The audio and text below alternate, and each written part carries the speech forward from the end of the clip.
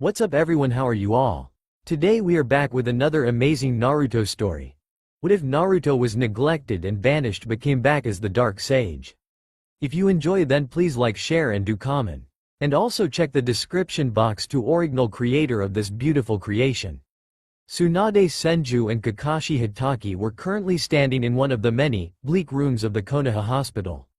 Both of the two shinobi were staring at the bed that was located in the corner of the room, or rather the blonde boy that was lying in it, the sunlight that was streaming in from the window lighting up his face, that was set in a calm, yet pained expression, as if he was having a nightmare, which was very likely the case considering the circumstances that brought this all about. It had been a few hours after the first and second medic teams had arrived with the members of the emergency response team tasked with Sasuke Uchiha's retrieval. While some of them had suffered minor to moderate injuries, others, namely Choji Akamichi and Neji Hyuga, were in critical condition upon arrival, and required urgent medical attention. Tsunade, along with Shizune and a team of medical nin, had worked tirelessly to ensure the survival of the two teens that were in critical condition. The medical encyclopedia of the Nara clan was a huge help in that regard, especially in the case of Choji Akamichi, as it described the effects and ingredients of the Akamichi clan's 3 colored pills that the boy had taken. Without the tome, Tsunade doubted that she would have been able to neutralize the poisons in the young Akamichi's body, even with her medical prowess. Soon after Tsunade had brought the boy back from death's door, Shizune appeared with the message that Neji Hyuga's had also stabilized, thanks to her and the medic team, who had performed the Chikatsu Saisei no Jutsu. 1. To regenerate the part of his chest that was pierced by Kidomaru's arrow. The technique had a simple principle behind it, but was very difficult to perform. Basically, with the use of a medium, such as strands of hair, cells were converted to regenerate a missing section of the body. The success rate of the treatment, however, was considerably low, as it required immense concentration, which had to be maintained over long periods of time. Shikamaru Nara, Kiba Inuzuka and his companion Akamaru had all been patched up as well, the former only suffering from a broken finger, while the other two had broken bones and damaged muscles that primarily required time to mend and heal. The last person of the team, Naruto Uzumaki, was a completely different story.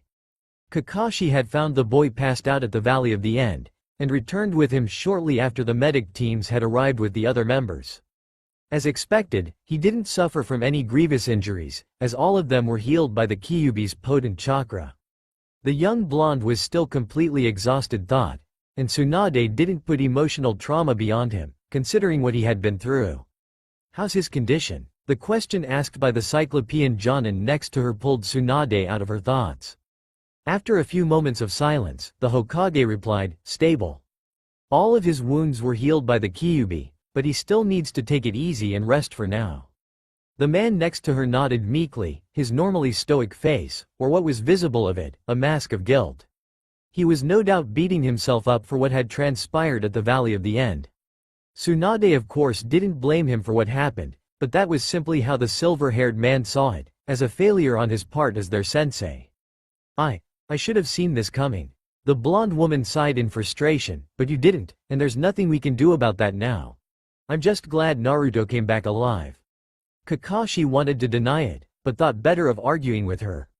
With a small nod, he turned on his heel and left the room, heading for the place that he always visited when he felt like this. The room fell into a calm silence, only broken by Naruto's light snores, which caused a smile to appear on Tsunade's face as she regarded the boy she considered a grandson.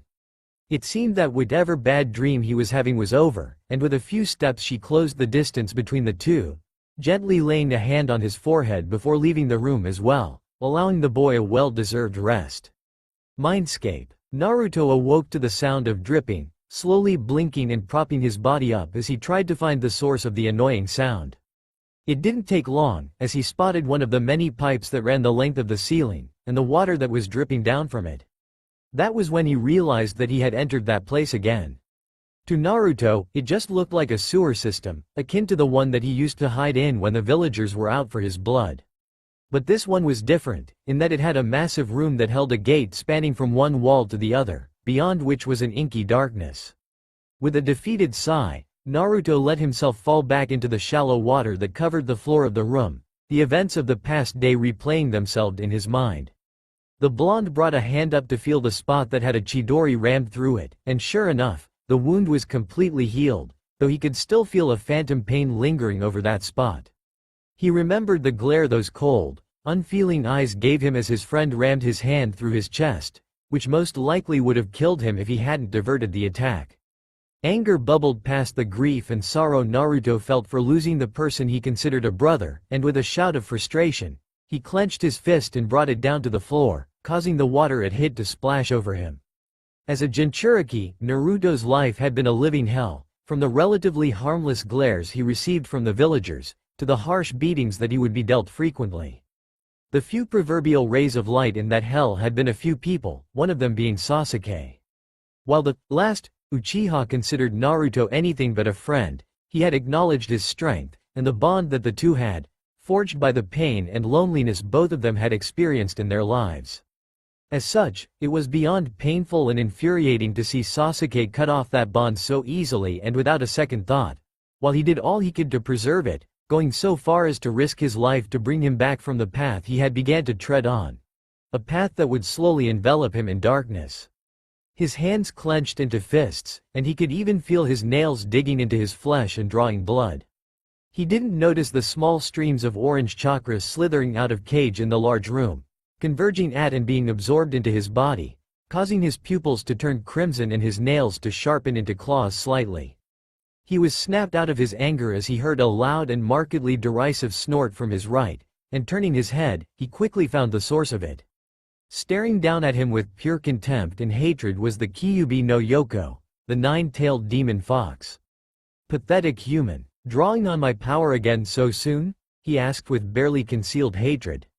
Naruto didn't reply to the question, but took a few calming breaths to cool himself down. This seemed to work, as the crimson was drained from his eyes, and his nails began to retract. With a sigh, the blonde turned his head back to its previous position, not really in the mood to argue with his tenant. The demon fox noticed this, and also the empty look in his eyes as he stared up into the ceiling of the room. With an annoyed huff, he rested his head on his forepaws. Here it comes. Over the centuries, he had had many containers who suffered from the same experience as Naruto did. While that wasn't exactly the case for all of them, it was for the majority. In his knowledge, they wouldn't pass up a chance to complain and rant about their misfortune whenever they were pulled into the seal. That was one of the reasons the fox had such a burning hatred for humans. In his eyes, they were fragile and selfish creatures. Not once had they considered the fact that he himself was suffering as well, seeing as he was the one that was imprisoned after all. No sentient being would be happy to be locked away behind a set of bars, never to see the light of day again and get passed from Jinchuriki to Jinchuriki, like some kind of toy, or a weapon, which was what the hidden villages considered him. Moments passed, and the demon fox heard nothing. Deciding to find out what was taking so long, he cracked an eye open, only to find Naruto's gaze still fixed on the ceiling. You're not going to start ranting and raving about the unfairness of all this? The blonde turned his head to the great Biju. No, he replied flatly. The fox hid the surprise that began to show on his face. What? Why? Naruto sighed, before letting his gaze drift to the floor as he sat up, because it won't change anything. It won't give me back the people that were dear to me, nor will it grant me a better life. Kyuubi stared at Naruto for a good minute, as if evaluating him and his response, before he closed his eyes again, a small grin on his face that revealed some of his razor-sharp teeth. Hey, you're alright, brat. Naruto looked up at the Biju, his surprise hidden by an emotionless mask. From the few encounters he had with the fox, he knew that he hated humans more than anything else in the world, and would like nothing more than to rip each and every one of them apart. So, it came as quite a surprise to have the demon fox approve of him so easily. Deciding not to ponder on that for too long, Naruto thought about what he was going to do now. The blonde was sick of it, sick of the pain that the village and its inhabitants had brought him. And now even the person he considered a brother had abandoned him, never mind the fact that he attempted to kill him for the sole purpose of gaining power. I take it you'll run away from the village then? Kyuubi asked, his eyes open again and regarding him with curiosity. Naruto couldn't exactly place his finger on it, as it was gone as fast as it came. Wait, he said with a slight frown on his face, how do you know that? I read your mind, the fox stated as if it was the most obvious thing in the world. How? This earned him an irritated huff from the Biju. Not very difficult, considering we are in your mind. The blonde slowly nodded, making a mental note to keep certain thoughts to himself while he was in the sewer that was his mind. Dismissing those thoughts, Naruto noticed the pair of large, crimson eyes staring at him intently. I'm done with Konoha. It's not like they would care if I was gone, so that's exactly what I'll do. I'll get as far away from them and the elemental nations as I can, so I won't ever have to deal with them again. West. What? You should travel to the west, between the land of wind and the land of earth. There's a place beyond the vast lands that connect to the two. A place where no one will find you. Naruto frowned in thought. From what he could recall, the village hidden in the stones was located between the two, but he didn't know what was further west than that. But that was exactly what he wanted. A place where they would never find him, and a place that wasn't even depicted on the maps of the elemental countries seemed like his best bet. The blonde was snapped out of his thoughts as Kyuubi spoke again. And before you leave, create a reinforced shadow clone to stay behind. If the village finds out that you're gone, they'll immediately send retrieval teams after you. The fox snorted loudly, sending a gust of air at Naruto. After all, they wouldn't take too kindly to losing such a great part of their military strength. Naruto nodded and turned around to leave, but not before turning his head to look at the mighty Biju again. Hey, Kyuubi. I didn't ever thank you for all the times you helped me, did I? And back at the Valley of the End, his response was a huff from the great demon fox. Don't misunderstand me, brat. If you die, I die as well. Naruto stared at the fox for a moment, before a small smile appeared on his lips, and his body vanished from the mindscape. Naruto's apartment. Naruto had awoken in a hospital room after he had left his mindscape, and was relieved to notice that night had fallen over Konoha. Heeding the advice of his tenant, he quickly created a shadow clone, giving it an ample amount of chakra for it to last a good few days, which in turn would grant him a nice head start. Currently, the young blonde was in the small apartment his late Gigi had arranged for him. With the advice of the demon fox, Naruto began to pack a bag with things that he would need during his escape. Kyuubi had reprimanded him for trying to sneak a cup of instant ramen into the bag, with the reasoning that it had close to no nutrients, never mind the fact that microwaves were rather scarce in the wilderness. What he had right now were a few bottles of water, some rations and energy bars, soldier and plasma pills, and a compass. Other than that, he also packed his standard ninja equipment, such as kunai, ninja wire, a first aid kit and some scrolls in which he had sealed some more equipment, so that he didn't have to carry another dozen kunai on his person, which would only result in slowing him down, and Naruto couldn't afford to waste time. He had thought about sealing everything into scrolls at first, but once again, the voice of reason that belonged to his tenants resounded in his mind, telling him that unsealing, consuming, and resealing things that he would need as frequently as food and water was pointless. Lastly, he had taken all the money he had saved up from the missions with Team 7, which was hidden underneath a loose floorboard. He threw the bag with its contents over his back, before walking over to the window. He was about to open it and leave, before a small glint caught his eye. The blonde turned to the nightstand that was next to his bed, and looked at the framed picture that was placed on it, the moonlight that was flooding into his room reflecting off the glass. He turned around and crossed the room with a few steps, standing in front of the nightstand now. The blonde grabbed the framed picture and closely regarded the four people on it. It showed Kakashi, whose hair was gravity-defying as always, with his signature eye smile on his face as he ruffled Naruto's and Sasuke's hair. Said boys were looking away with annoyed looks on their faces while their teammate, and Sasuke's #1 fangirl was seemingly squealing in joy between the two. Naruto remembered looking at the picture whenever he felt down, mostly due to the treatment he would receive by the villagers, and it would always manage to cheer him up. Right now, however, there was no grin, or even a slight smile on his face as he stared at the picture. His eyes were empty, and his face was an emotionless mask as he slid the photo out of its frame and brought it up before ripping the portion that showed himself off from the rest of the photo. He slid the picture of himself back into the frame and placed it in his bag, and let the other portion carelessly fall to the wooden floor. That was when he heard Kyuubi's voice in his mind, "Kit." Naruto's eyes widened a slight bit, before looking over to the window in his room. "Right, sorry."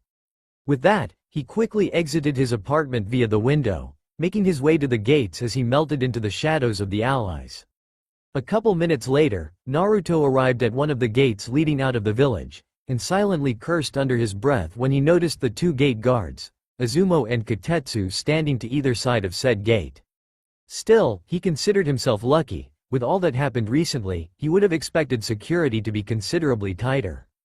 "Henge," he whispered, after which he transformed into a small fox with gray and orange fur. "How very subtle," Kyuubi remarked sarcastically. "I couldn't think of anything else, so can it? Can you do anything to mask my chakra?" "I can, but not for long because of this damn seal suppressing my influence."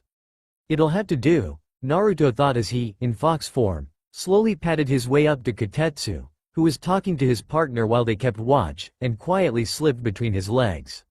Sticking to the outer wall that encircled the whole village, Naruto began to quickly get out of their sight. He faintly heard Izumo ask his partner if he had seen anything just then, to which the other replied that it was probably just a cat.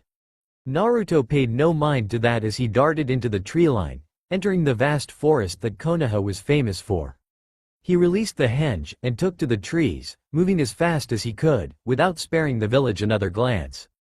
2 days later, the moonlight glittered faintly in the stream nearby which Naruto had set up his camp for the night. For the past 2 days, the young blonde had been on the move non-stop without taking a break or even slowing down. Eventually though, his tenant had forced him to stop and get some rest, as tree hopping for so long would cause him to collapse from exhaustion soon, even with his enormous chakra reserves that the blonde prided himself in. Naruto was against the idea of taking a break initially, but had to concede as he did slowly feel exhaustion catch up to him, and he didn't want to pass out now, as that would leave him an easy target for whatever was out for his blood. Which were a lot of things. So, here he was, grilling a fish he had caught over a small campfire, with several clones keeping watch for him at different positions around the camp. "Naruto, come into the mindscape," Kyuubi's voice rang through his head as he stoked the fire. He tossed the small branch in his hand into the fire, and took a meditative position, feeling a pull in the back of his mind. "Mindscape, what's up?" Naruto asked as he appeared before the gates behind which the giant fox was locked, currently resting his head on his forepaws. "We will be starting your training beginning tomorrow," the fox said, eyeing Naruto with his large, crimson orbs. "Training?" Kyuubi growled slightly. "Yes, training. Do you expect me to have a Jinchuriki as weak as you currently are? Your pitiful excuse of a ninja academy has taught you what toddlers can do, and you haven't even started with advanced trainings, such as nature transformation." Naruto thought about it for a moment. It was true. Besides the Rasengan, the shadow clones and some other lower-ranked techniques, he didn't have much else in his arsenal. And if the few missions he had taken in his time in Konoha were anything to go by, life outside of the village's safety was anything but rainbows and fluffy kittens, so it would only make sense to prepare for the worst. "Alright, but how will you teach me? You can't leave the seal after all." Kyuubi gave him an irritated look. "We can train in your mindscape, but you'll have to do the physical training on your own outside of the seal. I can only tell you what to do and point out any mistakes you make." Naruto nodded his head. It was a solid plan. And if nothing else, he would receive training from a Biju, the Kyuubi nonetheless, which caused a smirk to appear on his face. "Didn't think I'd live to see the day where the great Kyuubi would decide to train a pathetic human," he mocked. The Biju growled in response, which was gone as he gave him a malicious grin worthy of a demon fox. "It does get awfully boring here, and I could use some fun."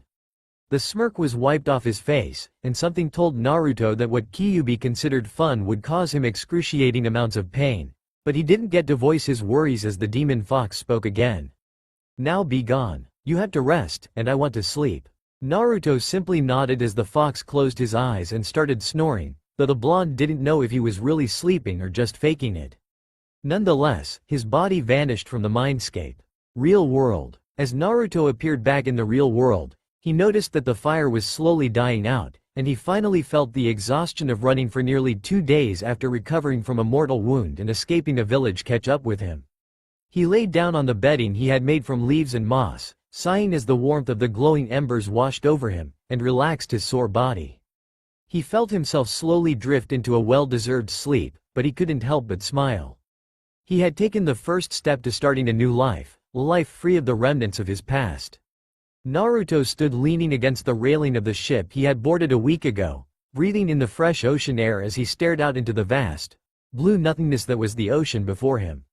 He brought a hand up to adjust his face mask, which still required some getting used to, much like the rest of his new outfit that he had gotten as per Kyuubi's suggestion, which was more of a death threat than anything should he not get rid of his old jumpsuit. Still, the blonde was glad he got the new outfit, as it was much better than the obnoxious orange jumpsuit he used to wear, both in looks and functionality. It consisted of a pair of black, slightly baggy pants that were tied off at the shins, and a tight, black and long-sleeved shirt. Over the shirt he wore a form-fitting gray jacket with a large, dark orange swirl on the back. On top of that, he had donned a dark, hooded cloak that hid his face and most of his body from sight. The outfit was completed by a pair of combat boots, black gloves that lacked index and middle fingers, and a face mask that covered the lower half of his face. All in all, the outfit was more versatile, stealthy and durable than his old jumpsuit, just what a shinobi needed. Naruto turned around, and let his gaze sweep across the deck of the ship. After confirming that no one was there, he spoke, the slightly high-pitched tone his voice once held replaced by a considerably deeper one. "Kurama, you awake?" His response came in form of an irritated, low growl, followed by a deep, rumbling voice. "I didn't tell you my name so you could throw it around so casually, brat." While many would have soiled their clothing at the dangerous undertone of his voice, Naruto just shrugged it off, as if it was a daily occurrence between the two. "Relax, sensei, there's no one here." Annoyed grumbling could be heard in his mind before the Biju spoke. "Whatever. What do you want?" The smile on Naruto's face disappeared, and his now angular face took on a more thoughtful and serious expression. "This place you told me about, Remnant. What's it like there?"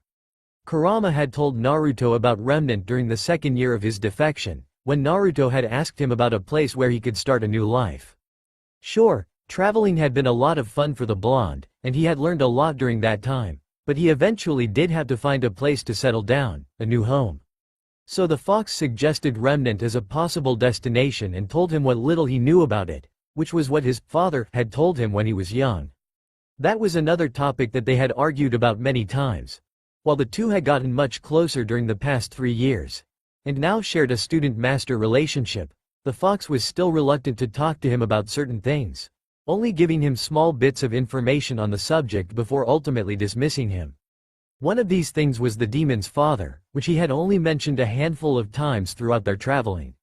Naruto's reminiscing was cut short as the fox replied, "I've already told you everything I know about it." According to the old man, it was a completely different world, separated from the elemental nations, and technologically, far more advanced than them. He told us that he was only there once or twice during his life, so even his knowledge about it must have been far from extensive. The blonde nodded as he went over the small bits of information again. It wasn't exactly the most informative description, and, far more advanced, was rather vague as well, but that was hardly Kurama's fault. He decided to put those thoughts on the back burner for now, and addressed another matter that had been on his mind for quite some time now. "Kurama, why won't you tell me about him?" The demon fox growled and replied in a dangerous tone, because doing so would be an insult to him. Naruto sighed, half in frustration and half in defeat, but to his mild surprise, the fox continued, "I will tell you this much, however. That man was a god among humans, greater than any of you ever were or will be, and he was the one human that held the respect of my brethren and I, to this day." There was a pause before the ancient demon spoke again. "Now, stop pestering me. If I'm not mistaken, we are to arrive soon." The blonde wasn't exactly satisfied with his answer, but nodded nonetheless and cut off the mental connection between him and his tenant.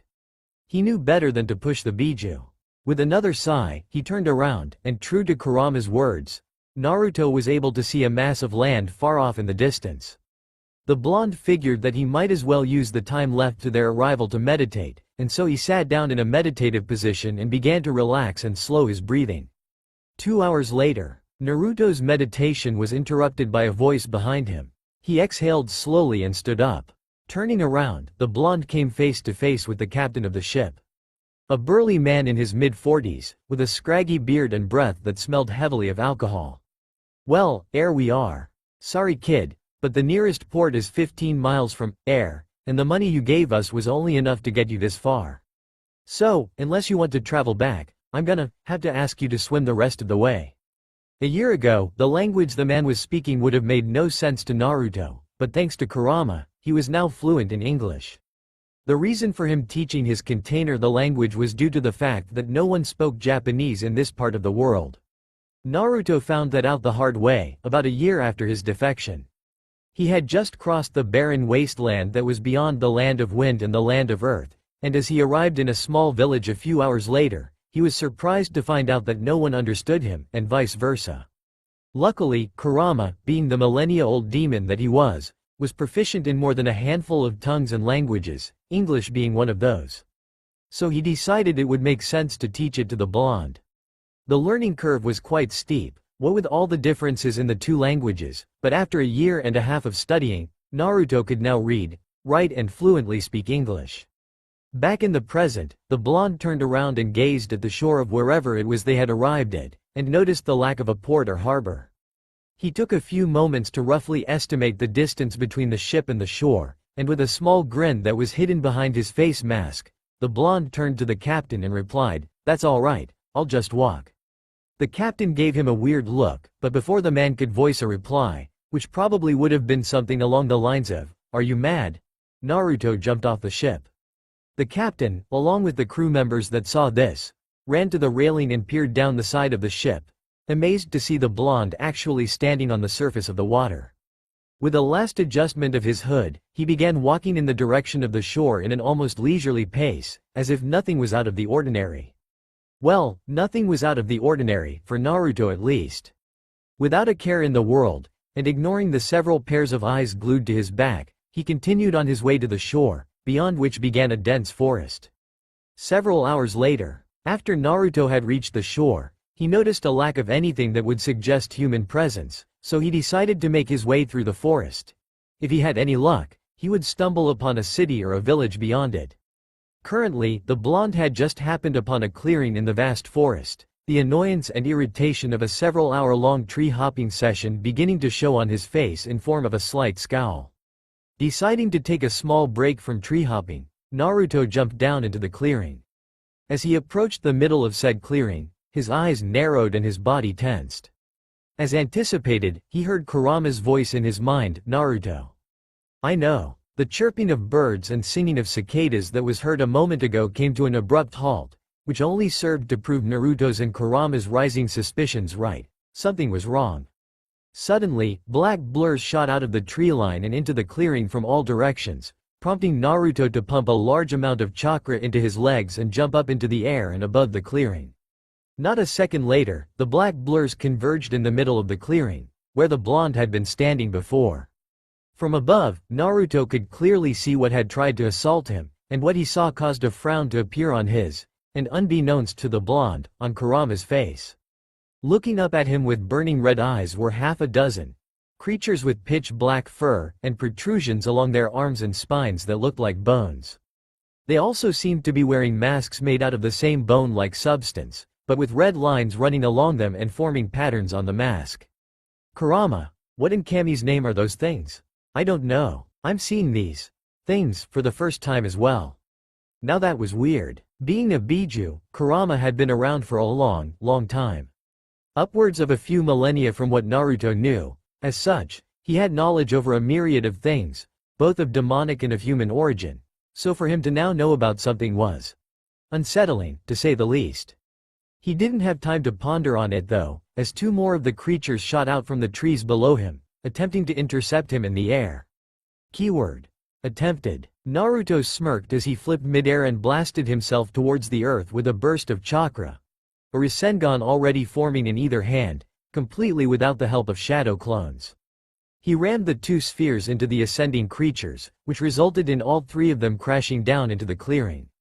The rest of the strange beings watched as the three impacted with the ground, causing a small explosion that kicked up a cloud of dust and debris. As said cloud began to settle, the creatures could see the small crater that the blonde's attack had formed. The two others that were stupid enough to attack him were now lifeless bodies with a large, gaping hole in both of their corpses. Meanwhile, the blonde was wiping off some of the dust from the shoulder of his jacket, before turning to the remaining creatures that were still processing what had just happened.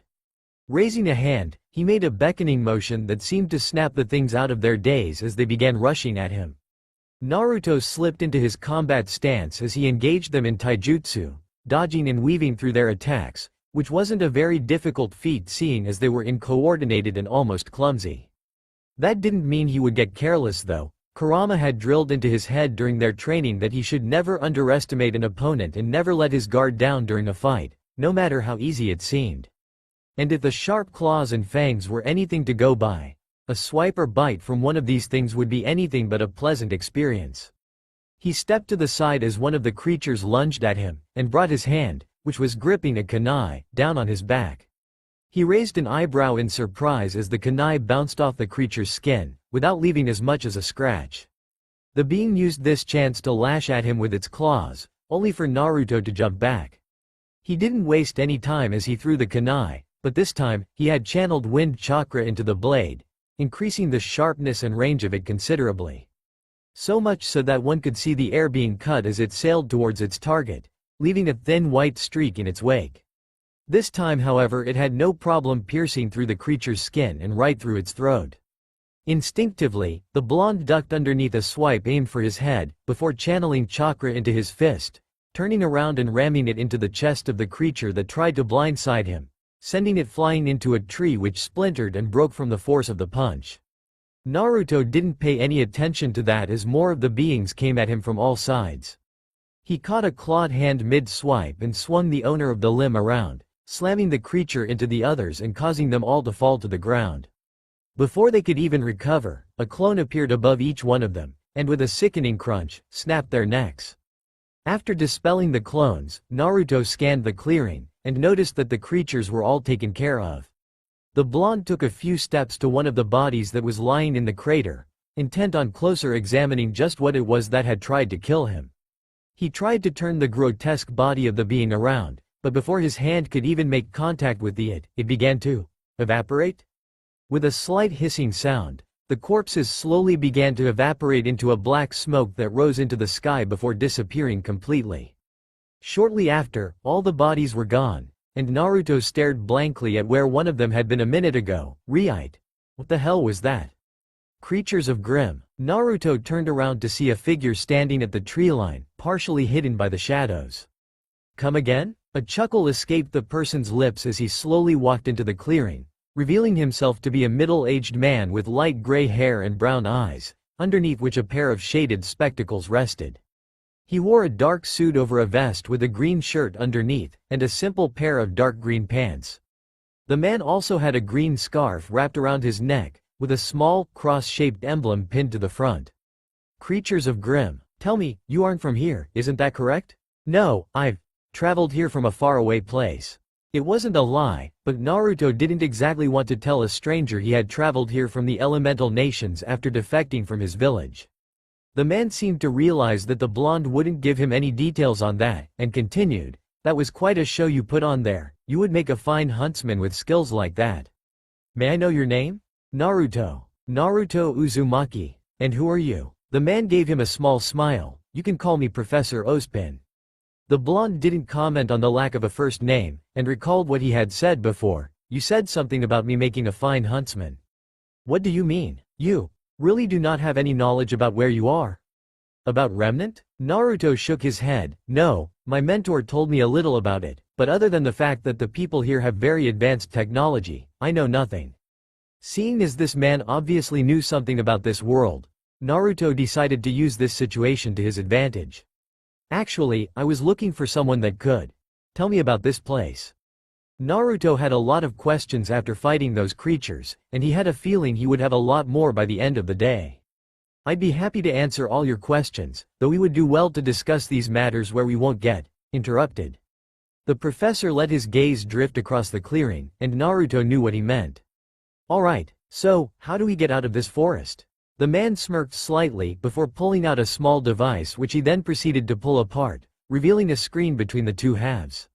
A few taps on said screen later, he began to speak, seemingly to no one.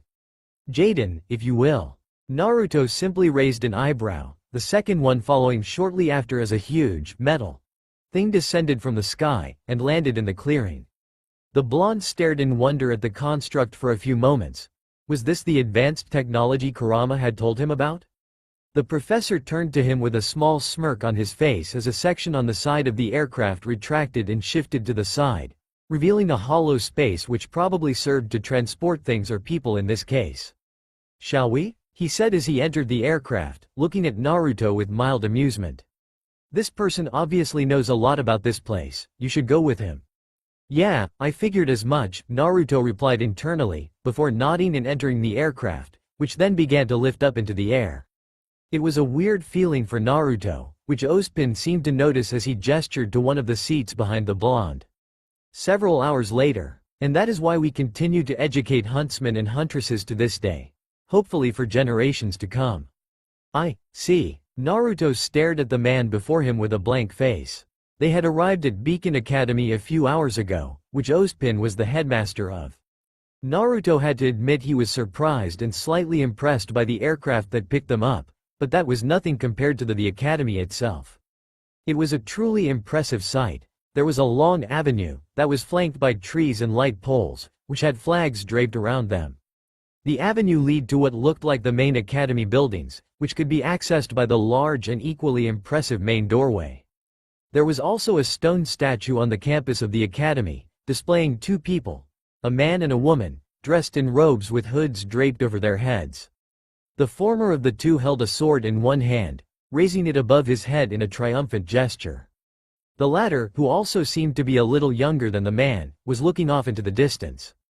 Naruto didn't recognize either of them, which wasn't surprising. He did however recognize the two things below them, the same creatures that had attacked him in the clearing. Beowulfs, as Ozpin had told him. They continued on to the main tower of the academy, where Ozpin's office was located. It was a weird office, to say the least. The room was round, with pillars spaced evenly around to support the roof. Between the pillars were glass windows with a light green tint. The room was also filled with a large amount of gears, some bigger than others, but all turning in a slow speed. The larger ones were suspended from the roof by metal rods, and there were also some on the side of the room, which were locked inside a half-moon-shaped case with a glass pane covering it. Naruto didn't know if the gears actually served a purpose, or were just there for decoration. He didn't have much time to think about it though, as the man had ushered him to his desk. Once both of them were seated, and Naruto had removed his mask and hood, the man told him that he would answer any question the blonde had, as long as it was in his capacity to do so. Naruto didn't have any questions, per se, as he knew absolutely nothing about this place, so he just requested a brief summary of anything that the professor deemed important, which was a lot as Naruto soon found out. But even though it was a lot of information to take in and process, it was only the most important things and subjects that the professor told him about. Important events in the world's history, which also included the technology and its evolution. Dust, hunters and the creatures of Grimm were also among the more prominent subjects they had discussed. All in all, Naruto and Kurama had quickly found out that, while there were certain similarities, Remnant was absolutely nothing like the elemental nations. Combat in this world was more weapon-oriented, and from what the professor had told him, the weapons here were nothing like those in the elemental nations. They often had many forms, and could freely shift between them.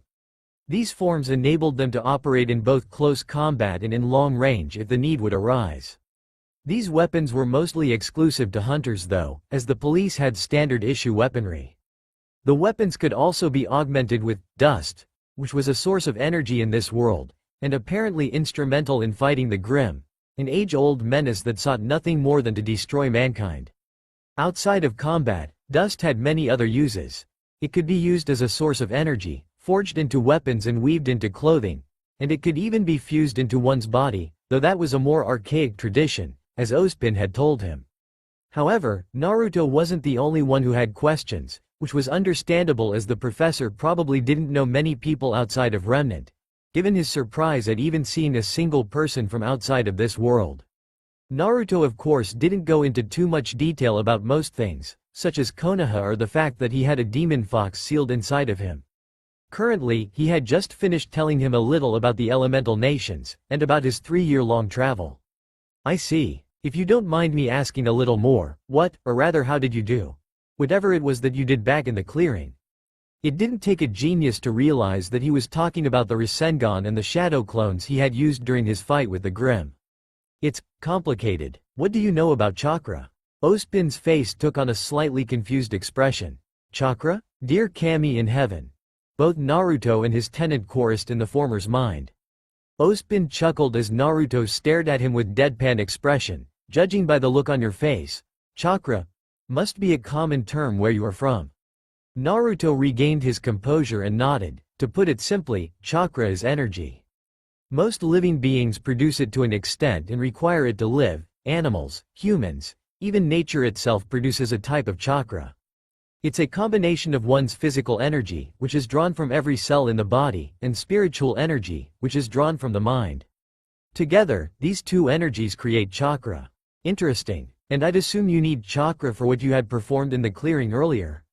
Yes. Once the chakra is molded, it can be channeled into the chakra pathway system, to any of the tenketsu, which are pressure points through which the chakra can be expelled. Think of it like this. The chakra pathway systems is to chakra as the circulatory system is to blood. Ozpin nodded and waited for Naruto to continue. Simply expelling chakra through those nodes is not enough though, as it has to be manipulated beforehand, the most common method to do so being through hand seals. Once that is complete, it can be expelled through the tenketsu to use techniques like the ones you saw me perform. But that is just a very basic example. There are other things that factor into that, such as different chakra natures, genetics, simple talent, and chakra control, which can be honed by years of training, studying and meditation. Inside the mindscape, Kurama couldn't help but nod in approval, a smirk appearing on his face as he observed and listened from within Naruto's mind. The boy had come a long way during the last 3 years. He had grown knowledgeable, strong and mature. He wouldn't rush headfirst into a battle, and his cheerful, loud-mouthed behavior was replaced by a more calmer and reserved one. But that was more due to what the boy had been through in his childhood, and the treatment he had received as a Jinchuriki. One thing that had always stuck to the blonde though was his talent for playing pranks. He had pulled a few on the mighty Biju himself, but Kurama just chalked that up to the phrase, "old habits die hard," even though he knew that it was partially due to his influence on the boy, seeing as he was a fox after all. Back in the present, the professor nodded absently, no doubt processing all the information about the intricacies of chakra. A moment later, the faraway look in his eyes was gone, and he spoke again. This chakra, it sounds almost like aura. Aura? Naruto cocked his head to the side. Yes, aura. It is the manifestation of one's soul, and can be used as a weapon, shield, or even to heal wounds. Mind you, the effectiveness of all three depends on the innate skill, talent, and experience of the user. It does seem to bear a small resemblance to chakra, but it sounds almost like an inferior version of it. The professor nodded understandingly. Yes, I figured as much seeing what you can perform with chakra. That aside, do you have any more questions? Yes, regarding the hunters. Oh? Ozpin raised a single brow in curiosity, but there was a small smirk playing across his lips. How do I become one? The smirk was now replaced by a serious expression as he adjusted his spectacles a slight bit before speaking, his tone all business now. Standard procedure for aspiring hunters would require the attendance of special schools, such as Signal, which is just off the east coast of Vale. There you would receive basic combat training, among other things. Upon graduation, you would then be invited into an academy dedicated to educating hunters, such as Beacon. He gave the blonde before him another small smile, but, seeing as you are obviously very talented in regards to combat, the first step can be skipped, and you can join Beacon directly. If you pass the entrance exam. I see. Well, that's all fine and good, but, correct me if I'm wrong, wouldn't I need legal documents and an identity for that? Right now, I don't even exist here. That was something he had thought about for a while now. Obviously, he wouldn't get very far in any city or village without some sort of identification, and getting those documents would be a hassle since they would surely require some information that he wasn't willing to forfeit. A small amount of mischief leaked into Ozpin's smile as he folded his hands in front of him and replied, "Let that be my problem." Naruto's sweat dropped. He'll forge the documents? He'll forge the documents. Naruto's sweat drop increased in size, causing his head to slightly tilt to the side. Are you sure you're a headmaster? Yes, I simply don't prohibit myself from. bending the rules a little when the situation calls for it. The blonde chuckled lightly, I understand. Once again, the smile adorning Ozpin's features was gone, replaced by a serious expression. If you don't mind, I have one more question for you, Mr. Uzumaki. Go ahead. Why do you want to become a hunter? Naruto sighed, and formulated a reply in his mind before he answered. I've left my old life in the past, as you probably already have picked up from what I've told you about myself so far. Ozpin nodded, and Naruto continued, for the past 3 years, I've been traveling, with no real purpose. When my mentor told me about Remnant, I didn't know what to expect, but now that I'm here and you've told me about what's going on, I want to use my powers to help the people of this world, and start a life without. Something flashed in the blonde's eyes, but it was gone so fast Ozpin couldn't quite make out what it was. Actually, never mind. Ozpin stared at Naruto for a while, thinking over his response, before sighing and nodding, I see. I hope that you will be able to find purpose in your life here in Remnant. Naruto nodded and gave the man a thanks, before speaking again, the tension that was in his voice before now gone. So, when can I start here at Beacon? The next semester starts in 2 months, so you could use that time to study and get used to how things work here in Vale, and Remnant in general. I can organize a place for you to live during those 2 months, and all your expenses will be paid for. What? The next semester? It's star. No, the second part. Ozpin raised an eyebrow in mild curiosity as he reiterated what he had just said, an apartment will be organized for you in Vale, and your expenses will be paid for. Is there anything wrong with that? Ah, no, it's nothing. Truth was, the notion of someone doing something for him without asking for anything in return was completely alien to Naruto. Scratch that, someone doing anything for him was a weird feeling. Sure, he did meet people during his travels who obviously didn't hold anything against him, but since he didn't stay in one place for too long, the only company he really had was Kurama. Not that that was a bad thing. On the contrary, Naruto was extremely thankful to the Biju for all he had done for him, and the two had grown rather close during the 3 years, not only as a student and his teacher, but also as partners and as friends. Mind you, the fox would probably try to kill him if he were to ever state that aloud. Well, if that is all, Mr. Uzumaki, I will have someone escort you to the residential district in Vale and help you settle in. Just be at the place where we arrived with the airship earlier in 15 minutes. Naruto gave him a small smile and nodded, thanks. Ah, and before you leave, he opened a drawer to his left and reached into it, pulling out a small device. The same one he had seen the professor use earlier. He then held it out for Naruto to take this. If you need to contact me, just pull the 2 sides apart and tap my name on the screen. Naruto nodded as he grabbed the device and slid it into a pocket in his jacket, before turning around and making his way to the exit. Oh, and Naruto, Ozpin called from behind his desk, causing Naruto to turn around once again. Welcome to Remnant, he smiled. According to Naruto's internal clock, it was just past 1 in the afternoon as he walked down one of the many busy streets of Vale. 2 months had passed since he arrived in Remnant, or Vale to be more specific. After his talk with Ozpin, he had been escorted to a small apartment in the residential district of Vale. It was a nice, spacious, 2-room apartment, complete with furniture and appliances. More than Naruto had expected for his rather short stay, never mind the fact that he was almost a complete stranger to Ozpin. Not that he didn't appreciate it, on the contrary, he had been very grateful for the living arrangements, and the fact that the professor came up for his expenses, which he did try to keep to a minimum. Most of his time in Vale was spent on studying and reading about the world of Remnant and its history, something he had been able to do very efficiently thanks to his shadow clones. Whenever he visited the public library, he would borrow a wide variety of books, which he and his clones would study back at his apartment, but sometimes he left that task to them while he was out training in the forests bordering on Vale, or simply taking a stroll through the city. Speaking of the city, now that he actually experienced life here in Vale for a bit, he noticed that it wasn't completely unlike Konoha. The greatest differences lied in the city's infrastructure, in which Vale had taller buildings, called skyscrapers, and broader roads to fit cars, which had taken Naruto some time to get used to. Aside from that, and the way the people here looked and dressed, it really was almost like Konoha. Well, minus all the death glares and beatings he received while walking through the village. But where Jinchuriki were cast out, shunned and discriminated in the elemental nations, Here in Remnant it was the faunus that were the social outcasts. They were humanoid beings, with animal traits, such as ears or tails, as the books in the library described them. For Naruto, they were like any other human living in Remnant. And they reminded the blonde Uzumaki of himself and his time in Konoha. While the treatment they received wasn't nearly as bad as Naruto had it back in his old village, it was still harsh. Shops would refuse to sell to them, let alone grant them entrance, and people would publicly ridicule them. It made Naruto's blood boil when he witnessed it, and Kurama had to talk some sense into him before he leveled the surrounding few blocks. That wasn't to say that the ancient Biju was okay with it though. He had considered giving Naruto some chakra for the sole reason of ripping a few of those people to shreds.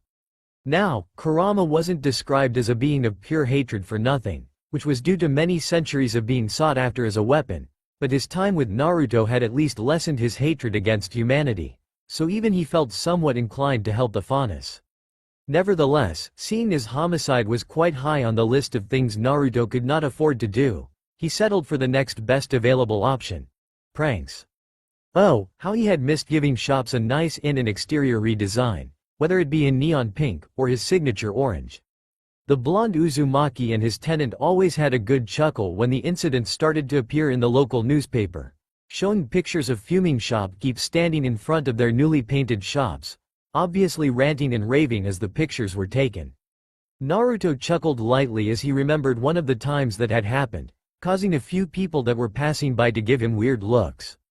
The blonde didn't mind that in the least though, as he continued on his way to where the airships would pick him and the other students up for the flight to Beacon.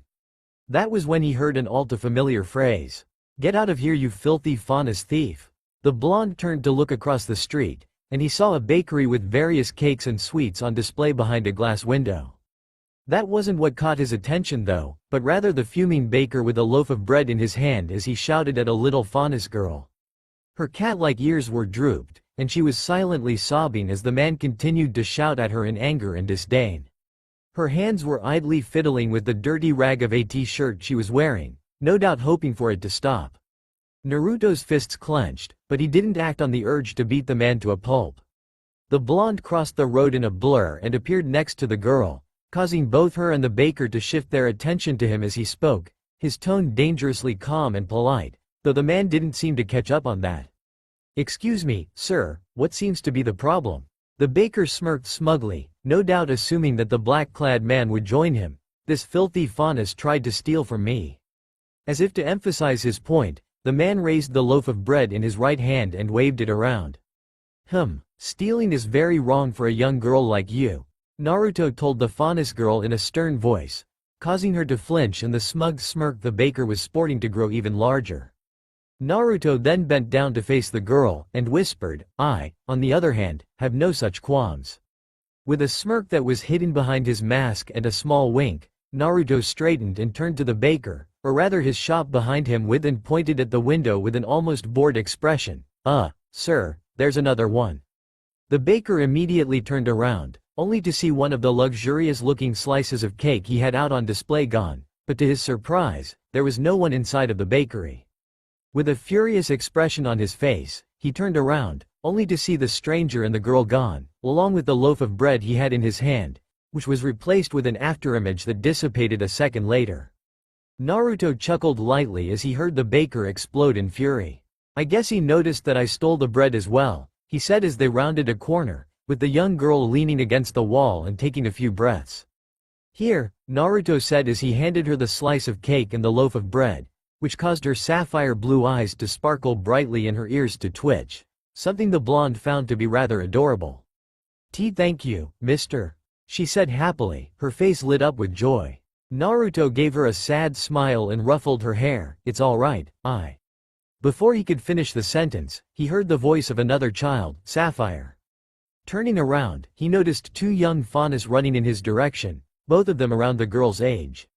He was about to say something before one of them, a young boy with red hair and what looked like wolf ears, charged at him, his fist cocked back to deliver a punch to the blonde. Said blonde raised an eyebrow in curiosity, before simply sidestepping the clumsy attack, causing the boy to slam into the wall. If Naruto hadn't hooked a finger underneath the collar of his shirt before he did so. "Get away from her," he shouted as he whirled around, throwing another fist which the blonde dodged easily. That was when the girl with the cat ears and blue eyes called out, "Flame, stop." He helped me. His previous anger now replaced by surprise, the boy turned to his friend, seeing a loaf of bread and a piece of cake in her hands. That was when the other boy arrived, who had black hair with raccoon ears poking out of it, and also a raccoon tail that swayed slowly behind him. You helped her?" One of the two boys, Flame, who was probably also the leader of the trio, turned to Naruto with a small amount of suspicion in his eyes. The blonde's eyes didn't betray anything as he leaned down a bit and flicked the boy's forehead with his index finger, causing him to yelp in pain and his companions to giggle in amusement. "Hey, what the hell was that for?" "For attacking me, but I didn't even hit you." "Of course you didn't. You're a few decades too early, kid."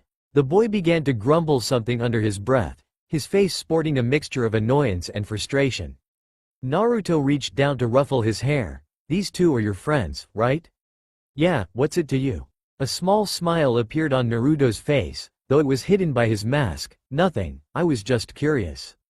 "Take good care of them." With that, he turned and began to leave. "You bet I will," the boy called as Naruto began to leave. The blonde simply continued on, throwing a wave over his shoulder, and out of the corner of his eye noticed a shadow quickly dart into an alley. Airship, 1:15 p.m. Naruto was currently sitting on one of the rows of seats on the airship he and the other students were on. He had boarded it a few minutes ago, and was now busy observing his soon-to-be peers, who, tersely said, didn't look interesting at all. His gaze drifted across the room, until it landed on two girls that seemed to stand out from the crowd. The older one of them, who currently had the other in a bone-crushing hug, had long, messy blonde hair, which was just a shade lighter than his own. Her outfit consisted of a tan vest, which she wore over a yellow top with a black crest that looked like a burning heart. She also wore short, black shorts, over which she had a white back skirt, and brown leather boots that reached to just below her knees. The other one, who seemed to be around a year younger than Naruto, seemed to prefer darker colors, as her outfit was mostly black with a red trim. Even her hair was black with a red tint to it.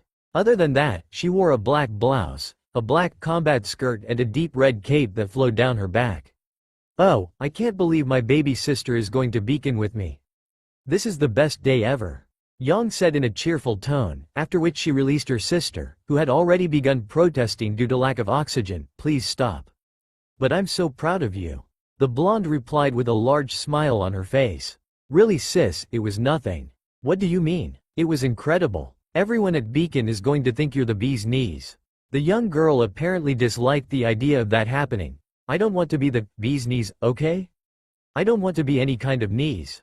I just want to be a normal girl with normal knees." Her sister's expression softened slightly. "What's with you? Aren't you excited?" The girl sighed in response. "Of course I'm excited.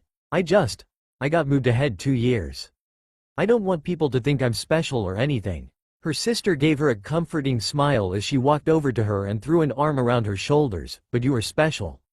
Naruto stopped listening to them as his and the students' attention shifted to the hologram that popped up in front of one of the windows of the ship, displaying a mugshot of a man with orange hair, with bangs that swept to the side and covered half of his face.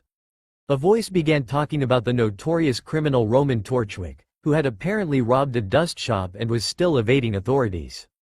Shortly after the man was done, the picture changed to that of a woman with silver hair, who began to report about a Faunus civil rights protest, which was apparently disrupted by the White Fang, a political organization that, from what Naruto knew, started out as a symbol of peace between humans and Faunus following the end of the Faunus rights revolution.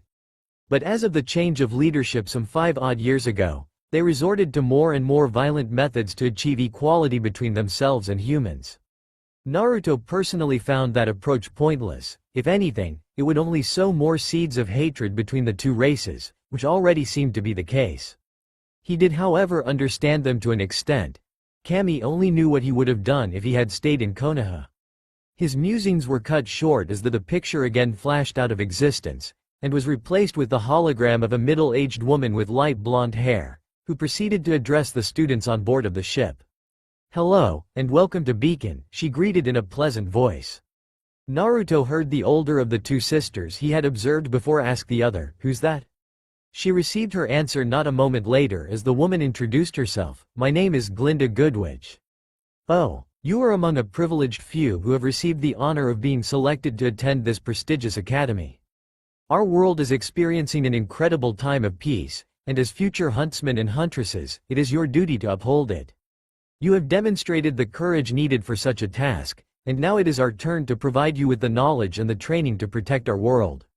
The person, or rather their hologram, then faded out of existence, revealing Beacon Academy beneath the airship.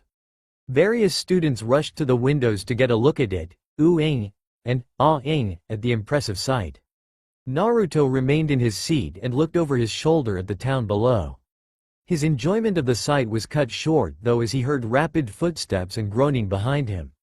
Turning his head, he saw a blond guy about his age run past him, one hand covering his mouth as he began to retch. He was stumbling over to the blonde girl from before, causing Naruto to sweat drop, and his tenant, who was watching everything, to chuckle in amusement. 3, 2, 1, blee, oh, yang, gross. You have puke on your shoe. Naruto's sweat drop increased in size as the blonde girl, whose name was now revealed to be Yang, began freaking out, which in turn caused Kurama to laugh his ass off. Gross, gross, gross, gross, gross. Get away. Get away from me. Get away from me. Get away from me. Get away from me. Seems like we're off to a wonderful start. The Biju chortled in Naruto's mind, causing the latter to roll his eyes. Oh, joy. A few moments later, the blonde felt the ship dock to the platform of Beacon. He stood up from where he was sitting and made his way to the exit of the ship, and once again the guy who obviously suffered from motion sickness ran past him, throwing up his lunch into a trash can. Guess he doesn't do too well with airships, Naruto thought with a shrug. What tipped you off? Deciding to ignore his tenant's sarcasm, the blonde Uzumaki continued to make his way to the main buildings of the academy, and noticed the young girl from earlier standing on the way there with another girl, who had snow-white hair which was pulled back into an off-center ponytail. She was currently in the process of ranting at the younger girl with the red hair, and judging by all the luggage lying around on the pavement, it was probably due to her tripping over it. Go help her out, the Biju all but commanded, pulling Naruto's attention off the two. Why? Because you're a social train wreck. Might as well try to make some friends here. 3 years ago, Kurama probably wouldn't have given a damn about his cantainer's life, but ever since the blonde had managed to befriend him, the Biju did take his life and well-being into consideration, to an extent. Can't argue with that. With that, the blonde made his way to the two, and noticed that the girl with the white hair was currently shaking a vial of dust in the other girl's face, causing the blonde to sigh. She really shouldn't shaw. He didn't get to finish the sentence in his mind as the red-haired girl sneezed because of all the dust in her face, causing a small explosion of fire, ice and lightning, which covered both of the two in soot. Unbelievable. This is exactly the kind of thing I was talking about. The white-haired princess exclaimed as she shook the soot off and glared at the other girl, but before said girl could reply, Naruto stepped in. You know, it was your fault for shaking the vial around like that, the blonde stated in an almost casual tone. Anyone used to handling dust should have known that it was extremely volatile, even more so when ground to actual dust. He received a glare from the girl he had dubbed Snowflake, and just who are you? The blonde smirked, though it was hidden behind his face mask. Ask a little more politely and I just might tell you, princess. It's Eris, actually. The trio turned to the source of the voice, which was an undoubtedly beautiful girl with long, wavy black hair flowing down her back as she sauntered towards them, her burning amber eyes observing them calmly. Weiss Schnee, heiress to the Schnee Dust Company. One of the largest producers of energy propellant in the world. This seemed to please Snowflake as she smirked smugly. Finally, some recognition. That same smirk was wiped off her face though as the black-haired girl continued, her tone and the look on her face indicating that she obviously didn't give a damn about Weiss being the heiress of the Schnee Dust Company. The same company infamous for its controversial labor forces and questionable business partners. Naruto chuckled and the girl with the red hair giggled as Weiss began to stutter, obviously flustered by the girl's statement. Wah, how dare you, the nerve of.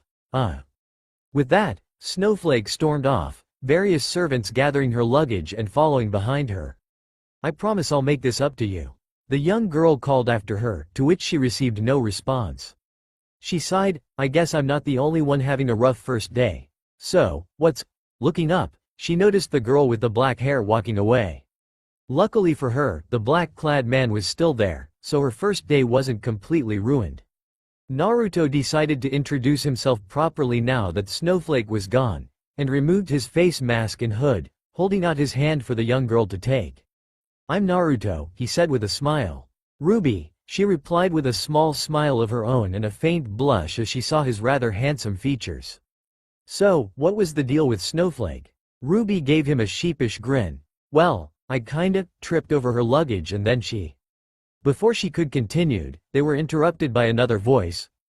Hey, do you guys know where we have to go?" Naruto turned his head to the source of the voice, which was a person both he and Ruby recognized all too well. He had blonde hair, not unlike his own, but while Naruto's reached down to his shoulder blades, his was rather short, reaching just below his ears. His outfit consisted of a white chestplate and shoulder armor, under which he wore a black hoodie with orange sleeves. He also wore simple, blue pants with a white patch over the left knee, and 2 belts of different shades of brown crisscrossing over his waist, to which a few pouches were attached. Naruto smirked in amusement. "Aren't you the guy that hurled on the ship?" Ruby snorted at that, and the blonde guy began to explain what happened earlier. "You know, motion sick." Naruto waved him off. "Yeah, it's a common problem, I know. Anyway, we should get to the amphitheater if we don't want to miss Ozpin's initiation speech." The two agreed with him, and so the trio began to make their way to the hall where Ozpin would hold a speech for all the new students, with Naruto leading as he doubted the two of them had any idea as to where they were supposed to go. "What did you say was your name again?" Naruto asked his fellow blonde as they walked down the stone-paved path. The latter cleared his throat before replying in what he probably thought was a smooth tone. "John Arc. Short, sweet, rolls off the tongue, ladies love it." The blonde had a hard time believing that, and so did Ruby apparently as she replied with a small amount of skepticism. "Do they?" "They will. Well, I hope they will. My mom always says that." "Never mind." Naruto chuckled. "I'm sure they'll love it, Casanova." Ruby giggled slightly before deciding to change the topic. "So what weapons do you two use?" "I've got this thing." With that, she pulled out her weapon from behind her, which proceeded to unfold into a large scythe, easily dwarfing her in terms of size. "Whoa, is that a scythe?" John jumped back as Ruby embedded the tip of it into the stone pavement, apparently intimidated by the large scythe. "It's also a customizable, high-impact sniper rifle," she said, cocking the weapon with a smile. John didn't seem to quite follow. "Wah. Impressive," Naruto stated as his gaze traveled up and down the weapon. It was his first time seeing a weapon from Remnant, and if what he had read about them in various books was anything to go by, one of the most dangerous types as well. He didn't know how well Ruby could handle it, considering its size, but he assumed that she could do so well enough. "Thanks, I designed it myself," Ruby replied, quite enjoying the attention her baby was receiving. "Wait, you made that?" the blonde-haired teen asked incredulously, and even Naruto had to admit that he was surprised and rather impressed by that. "Guess I know who to ask for advice when I start working on it," he thought. His thoughts were interrupted as Ruby asked, "What do you two have?" John unsheathed a sword from the scabbard attached to his hip. "Oh. I got this sword." "Ooh," Ruby exclaimed, while Naruto examined the blade more closely. From what he could tell, it wasn't like the kind of weapon Ruby had, but rather a simple sword. Then again, even the simplest of weapons could be deadly in the hands of a master. Though Naruto did have his doubts about that being the case in this situation. His musings were interrupted as John spoke again. "Yeah, and I've got a shield, too." He removed the scabbard from the belts around his hip and raised it up as it began to expand into a white shield with gold trimming, and 2 arcs on the front of it in the same color. "So, what do they do?" Ruby touched the shield, and accidentally triggered its mechanism, causing it to retract and expand rapidly as John tried to catch it. "The shield gets smaller, so when I get tired of carrying it, I can just put it away." "That wouldn't have any impact on its weight though, would it?" the blonde asked, an eyebrow raised in amusement at John's flawed logic. His fellow blonde sighed dejectedly. No." The blonde Uzumaki continued, "It seems like a good sword though. Where I come from, we use these kinds of weapons as well." This seemed to lift his spirits a slight bit as he gave him a smile. "Where do you come from?" Ruby asked, her head tilted slightly to the side. Naruto gave her a smirk. That's a secret. The young girl pouted slightly at that, but let it go after a few moments. Anyway, what weapon do you use? The blonde Uzumaki shrugged. None, or at least not yet. Both Ruby and John looked at him as if he had grown a second head, and the latter asked, You don't? How do you fight? With my fists, the blonde replied flatly, raising his hands as if to emphasize his point. Before either of them could argue about how a human could fight a Grimm with just their fists, Naruto spoke again. Anyway, we should hurry up if we don't want to miss the speech. A few minutes later, the trio arrived at the amphitheater, where a large amount of students were already gathered, including the blonde girl from earlier that Naruto had seen. Said girl began to wave at them, or rather at her sister Ruby as they entered. Ruby, over here, I saved you a spot. Oh, that's my sister Yang, let's go join her. Naruto didn't see any harm in that, so he followed the girl through the crowd, with John in front of him. Yang gave her sister a smile as she joined her. So, how's your first day going, little sister? Ruby gave her a half-hearted glare. Just perfect, after you ditched me. Anyway, guys, meet my sister Yang. Yang, this is John, and that's Naruto. The blonde girl began to giggle as she saw John. Aren't you Vomit Boy? John, who was just about to introduce himself, let his head hang and stepped aside along with his damaged pride. Naruto shrugged at that and extended a hand. Nice to meet you. The blonde Uzumaki trailed off as he noticed the woman giving him, and by extension, his body an almost hungry look, her lilac eyes roaming over his cloaked form. Why, hello there, handsome, she gave him a wink, before leaning down and throwing an arm around her sister. Where did you find this hottie? She whispered, still staring at the person she was talking about.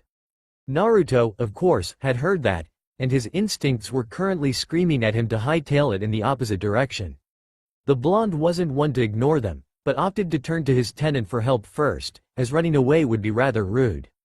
Kurama. Some help, please? The mighty Biju suppressed a snicker. What with? The blonde Uzumaki was getting a little freaked out, as Yang was still staring at him. I don't even know.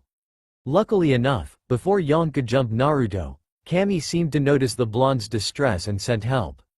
In the very ironic form of a still very pissed off Weiss Schnee. You, Ruby shrieked as she heard the familiar voice, before jumping into a set of muscled arms which belonged to Naruto, who was forced to catch the girl. Oh god, it's happening again. You're lucky we weren't blown off the side of the cliff. Weiss scolded her, hands on her hips. Naruto decided to ignore the girl in his arms for a moment as he addressed Snowflake with a raised eyebrow. I still think it's your fault for shaking that vial around. You really ought to be more careful, Snowflake. She turned to give the blonde a harsh glare, which was greatly toned down by the blush staining her cheeks as she saw his face without the hood or mask obstructing it. Why you stay out of this? Meanwhile, Yang was staring at her sister with wide eyes. You exploded? A moment later, the look of surprise on Yang's face was replaced with a sly grin as she pointed above Ruby, causing the girl to frown and look up. Her face took on an almost violent shade of crimson as she came face to face with Naruto, who was staring down at her curiously. This went on for a few moments before Ruby regained her composure and quickly jumped out of his arms, only to have a pamphlet shoved into her face by Snowflake. What's this? In hindsight, she really regretted having asked that question, as the young heiress began listing off various policies of the Schnee Dust Company regarding the usage of dust, her voice getting progressively higher pitched as she continued. Naruto's eyes widened a fraction as he noticed this. Genjutsu? As discreetly as he could, the blonde brought up his hand in a half-ram seal underneath his cloak. Kai, he whispered, but much to his surprise, the girl's voice was still getting higher and higher with every word she spoke, to the point where Naruto cursed his improved senses, hearing, to be exact.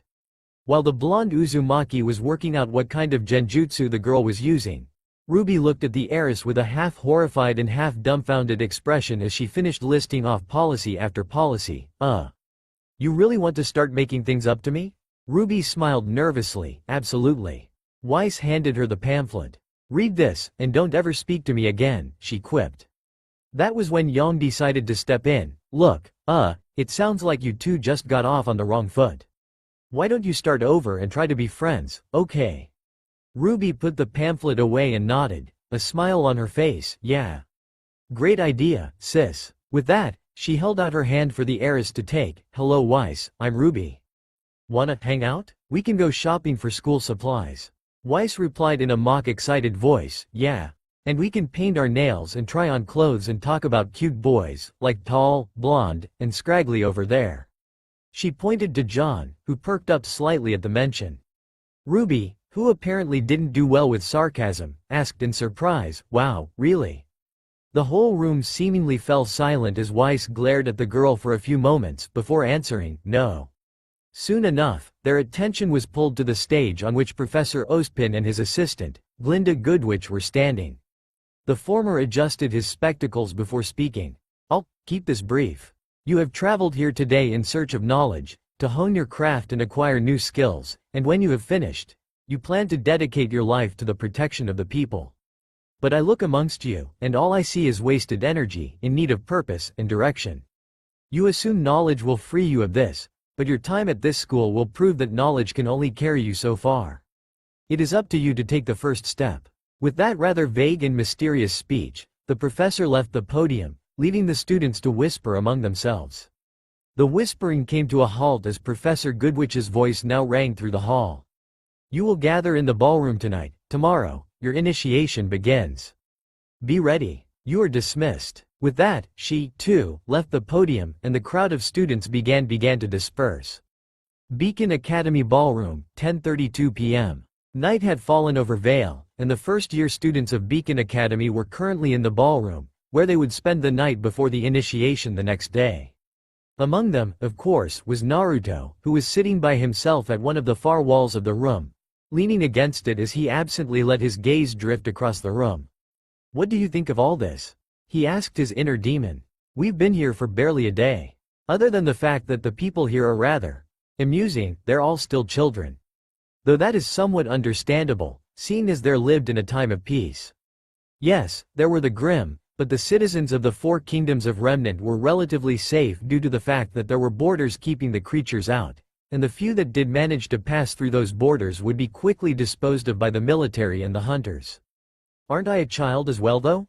The blonde Uzumaki asked with just a hint of amusement. You know what I meant, brat. You might still be a child, but you were forced to grow up. I suppose that's true. And for your sake, I hope that they will grow up quickly as well. The Biju stated in a serious tone. You remember what that man told you about the teams, do you not? Naruto nodded. During his time in Vale, he had had many chats with the professor and by extension, his assistant, Glinda Goodwitch. In one of them, the man had revealed to him that the initiation wasn't just a test they had to pass, but also served to form teams, which normally consisted of 4 members. He also said that, once made, these teams could not be changed, unless extreme circumstances like death or expulsion from the academy would occur. The fact that the teams remained the same during the 4 years at Beacon also meant that missions would be taken in that team at some point.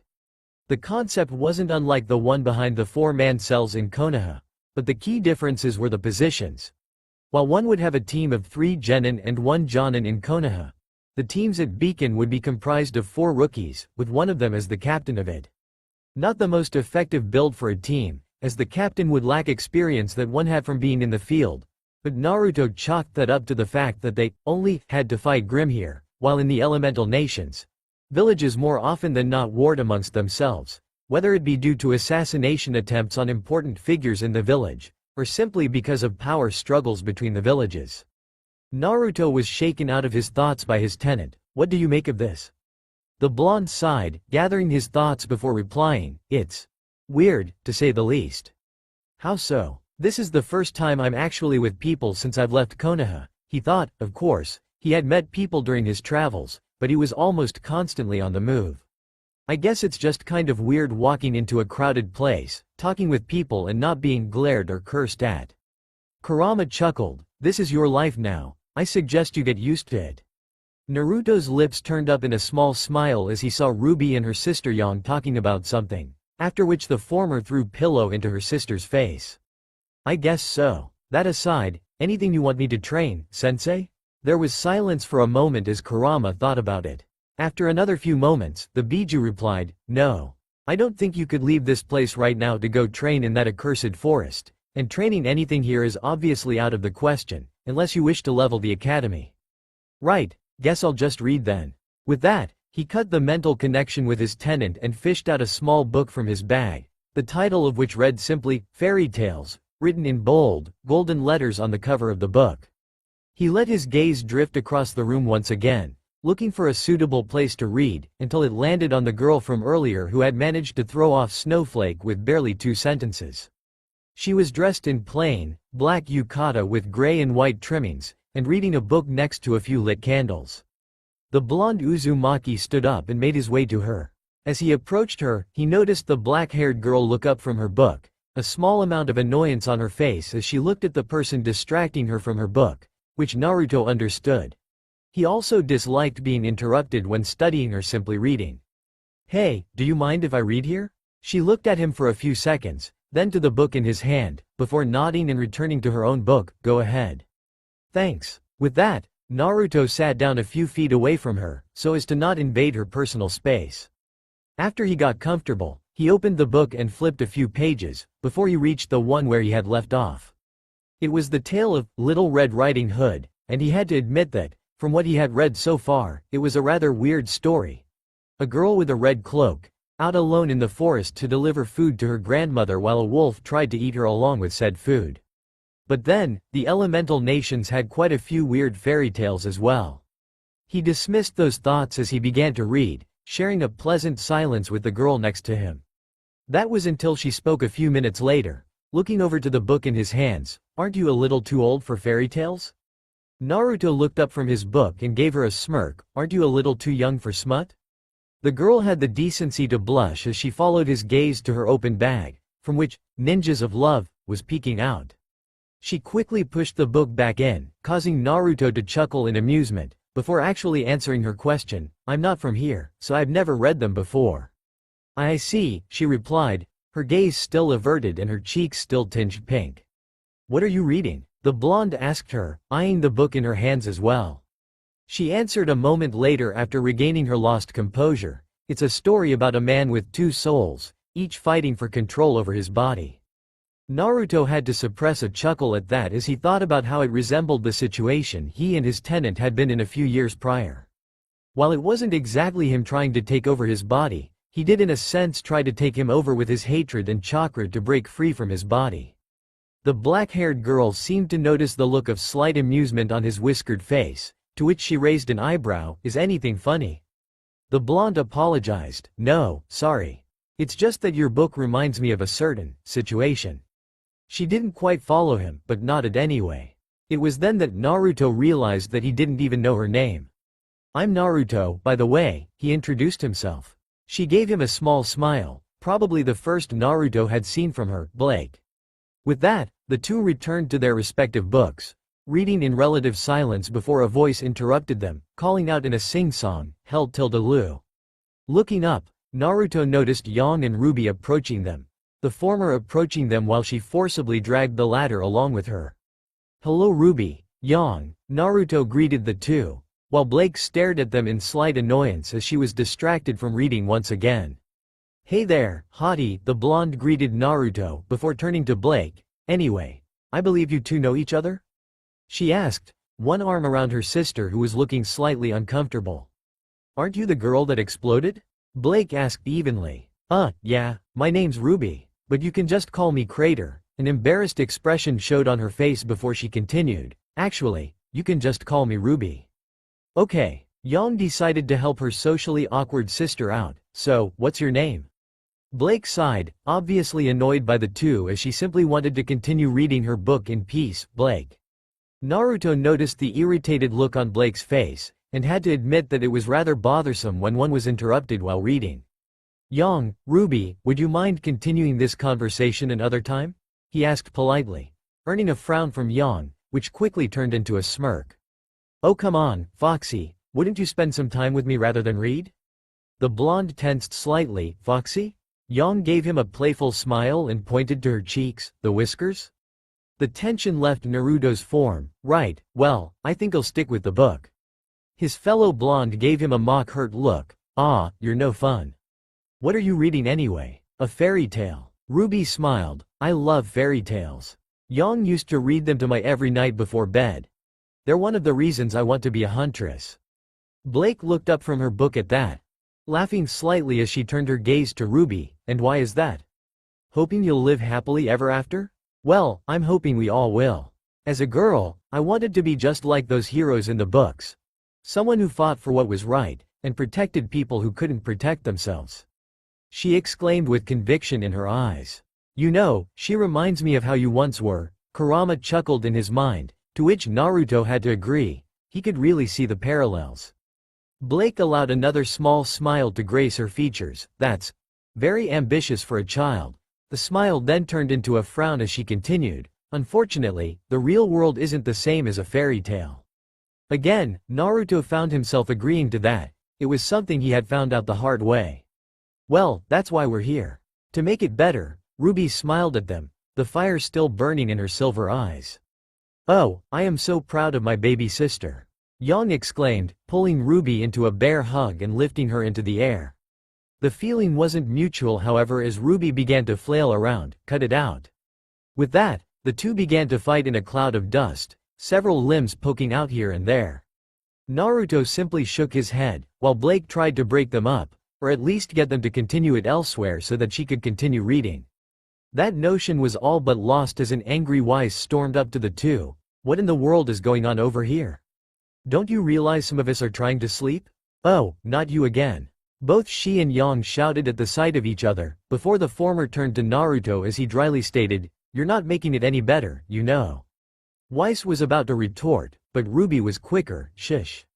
Guys, she's right. People are trying to sleep. She tried to break them up, which led to just about the opposite as Snowflake gave her another glare. Oh, now you're on my side. The red-haired girl gave her a frustrated look. I was always on your side. Yeah, what's your problem with my sister? She's only trying to be nice. She's a hazard to my health.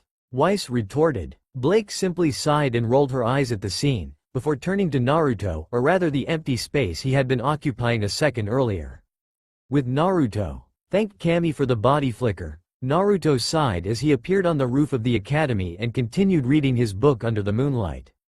The next day, Naruto had awoken the next morning at the crack of dawn, like he was used to, and decided to go through a quick morning workout before heading to the Beacon Cliffs for the initiation.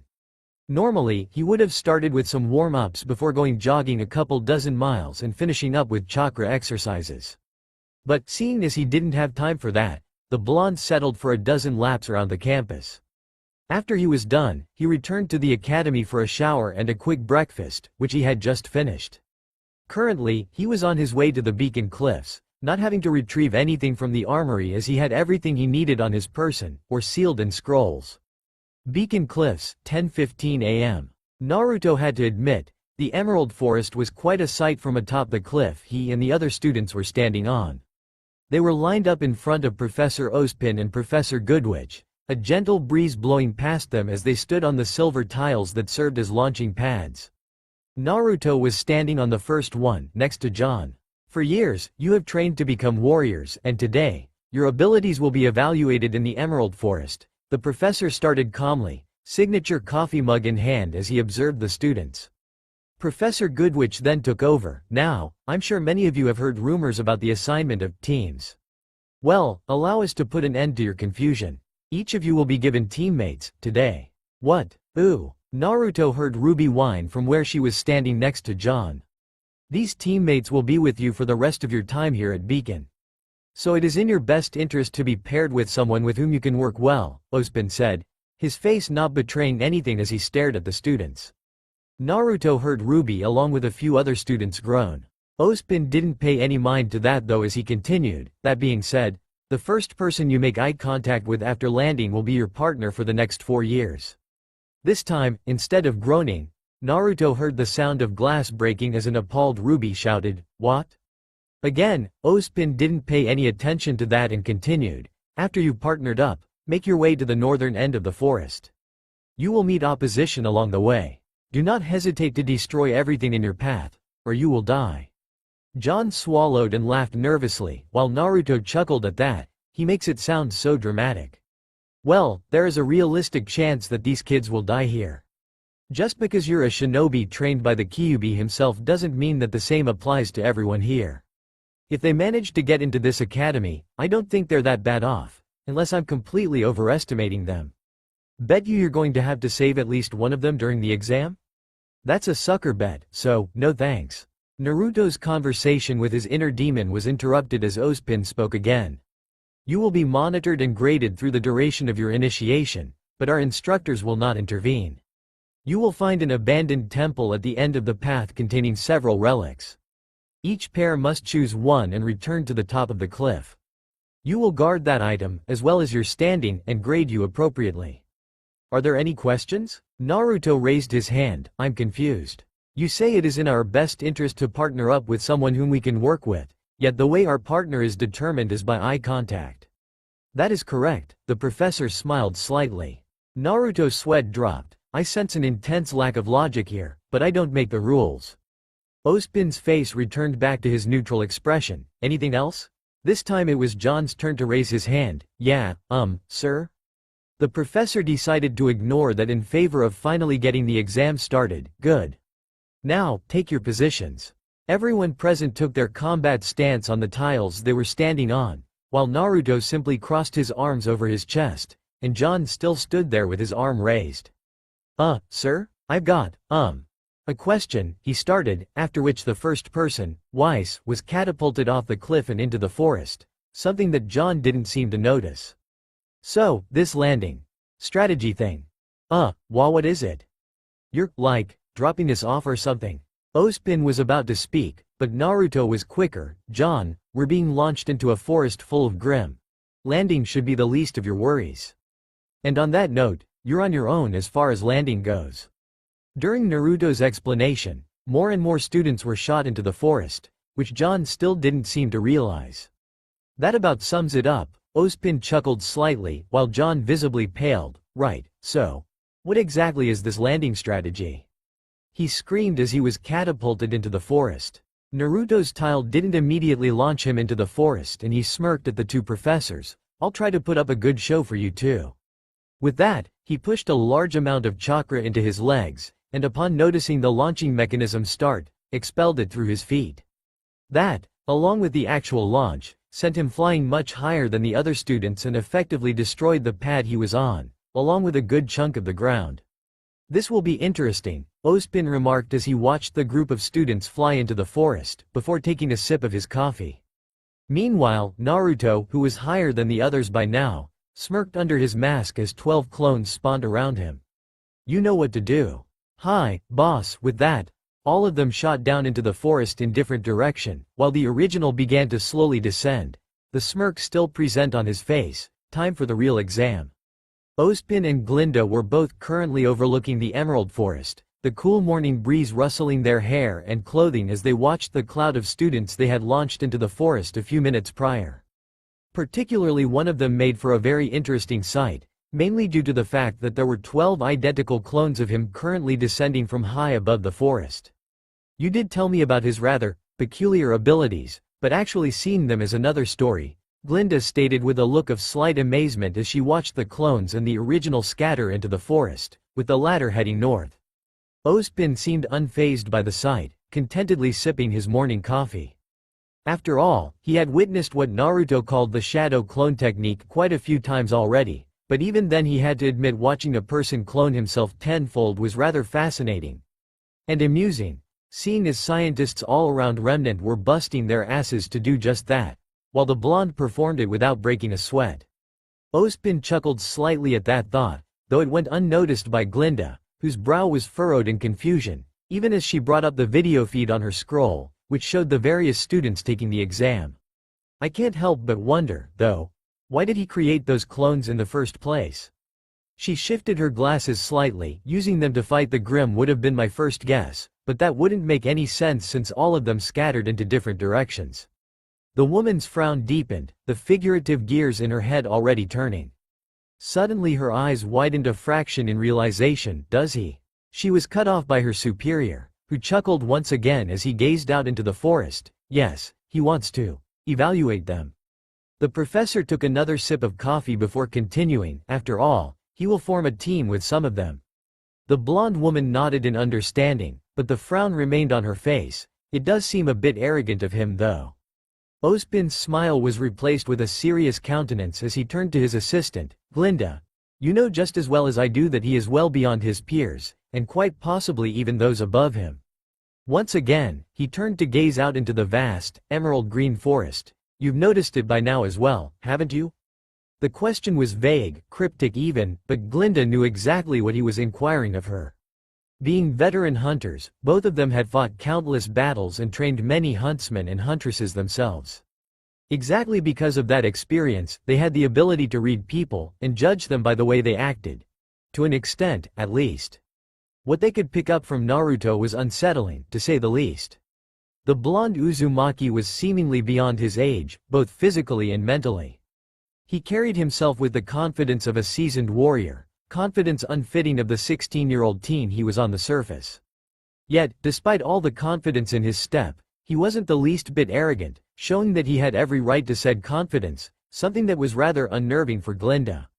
Both she and Ozpin were of course very curious as to just what he had experienced in the past, where he came from or what it was that made him leave, but each time either of them would bring up those topics when they talked with him, he would outright refuse to continue the conversation. The two eventually stopped broaching the subject, resigning themselves to the fact that he would reveal more of himself if and when he felt comfortable in doing so. Glinda sighed, just a hint of frustration marring her features as she watched the blonde subject of their conversation dash through the forest. With Naruto, hunter or not, seems like you're a shinobi after all, Kit, Kurama chuckled, the booming sound echoing through his cantainer's mind as he jumped from branch to branch, making his way to the northern part of the forest. What better way to find out about their abilities than shadowing them in a forest full of creatures that want to kill them? Truth be told, he was rather excited to find out more about his peers, and the hunters of Remnant in general. Given, they, and he himself had only just taken the first step to becoming huntsmen and huntresses, but the fact that the others were invited to Beacon Academy did speak volumes of their skills, or so he hoped. With a shrug, he poured more chakra into his legs and continued hopping along the branches of the trees, enjoying the feel of the air rushing against his face and body. I'll just have to wait for the clones to dispel, he thought, a small smirk tugging at the corner of his lips as he noticed a malicious presence ahead of him, which originated from a pack of beowulfs, glaring at the blonde as they climbed up the trees. Any normal person would have probably bolted it in the other direction, but seeing as Naruto was anything but normal, he increased his speed even further, splintering the branches and tree trunks he shot off of. Guess a little warm-up while I'm waiting wouldn't hurt, he thought, slipping a kunai out of his sleeve which he caught in a reverse grip. Just don't blow up the forest, the Biju warned him with just a hint of amusement leaking into this voice. I don't think they would take too kindly to that. The blonde nodded as he caught the underlying meaning in the sentence, before clashing with the pack of Grimm.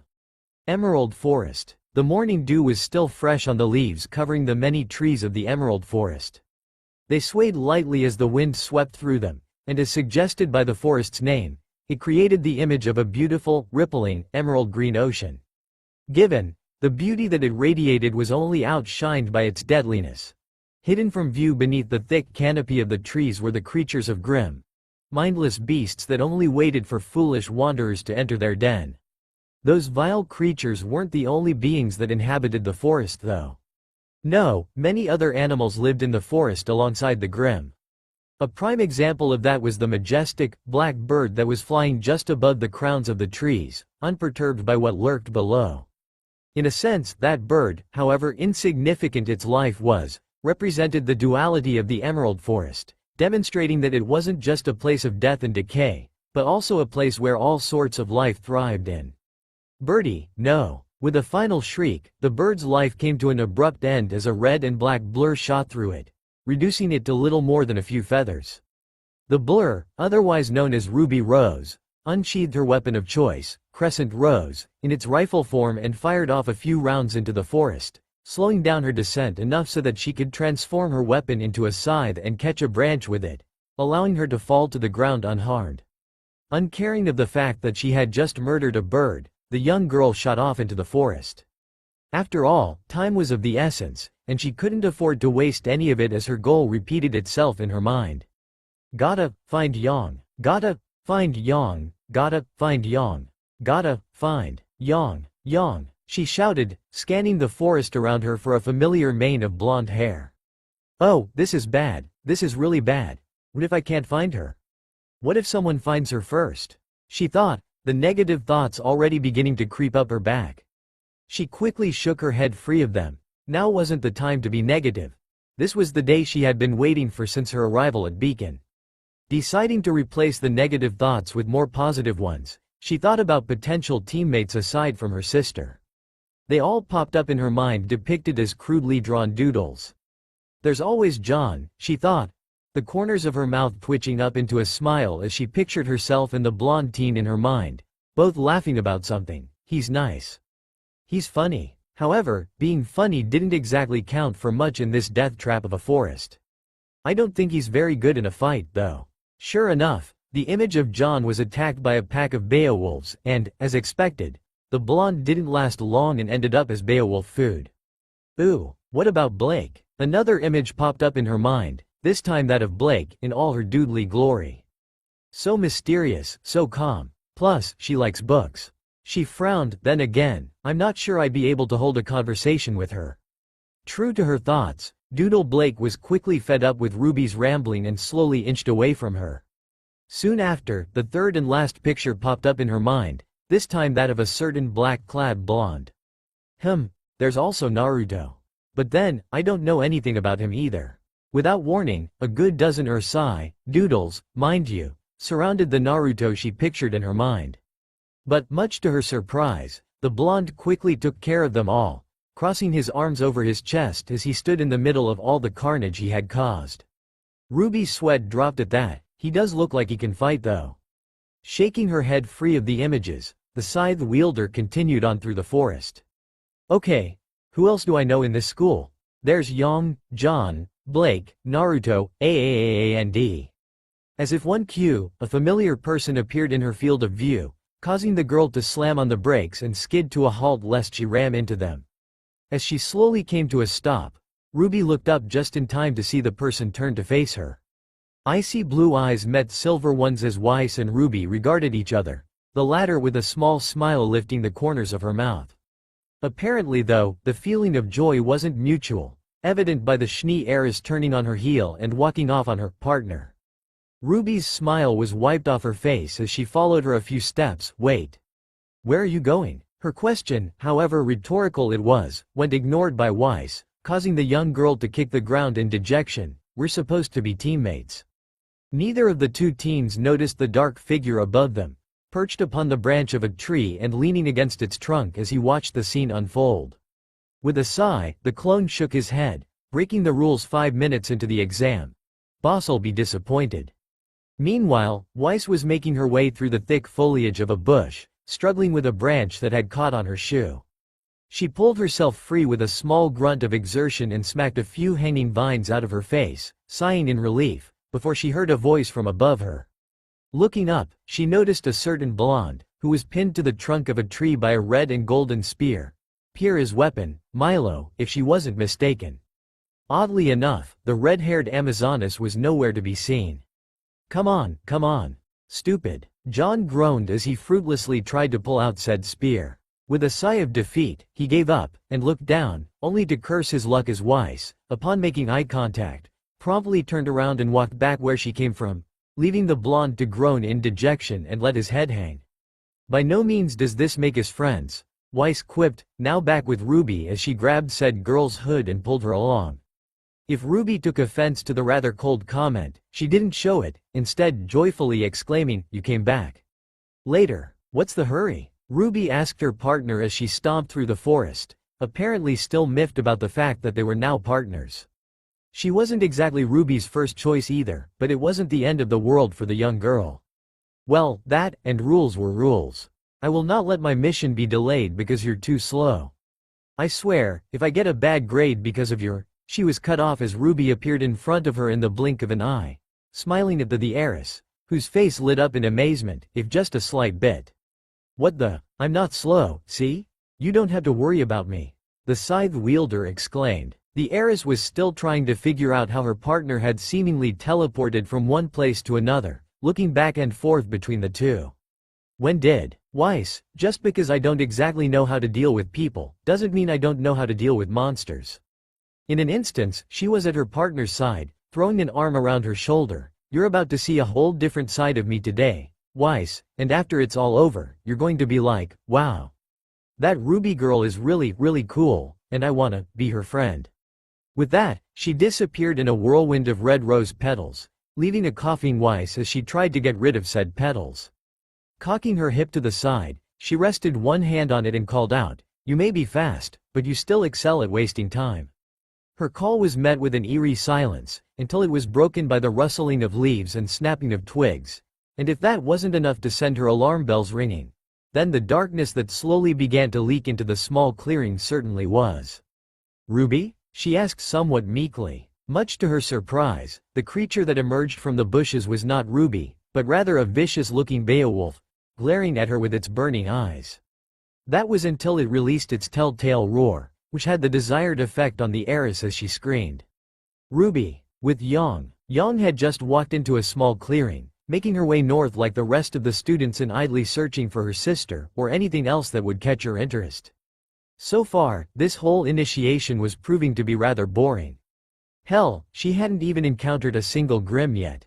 But, all that aside, for some reason, she could shake the odd feeling of being watched. With a shrug, she called out, "Hello?" Nothing. The only sounds in the clearing were the chirping of birds and that of her own voice. "Is anyone out there?" She raised her arms in defeat. "I'm getting bored here." This time, instead of silence, she heard the rustling of leaves coming from a few bushes behind her. "Is someone there?" She turned, hoping that Ruby had finally found her. Upon receiving no answer, the blonde decided to walk over to the bushes, pushing the leaves aside and peeking in. "Ruby, is that you?"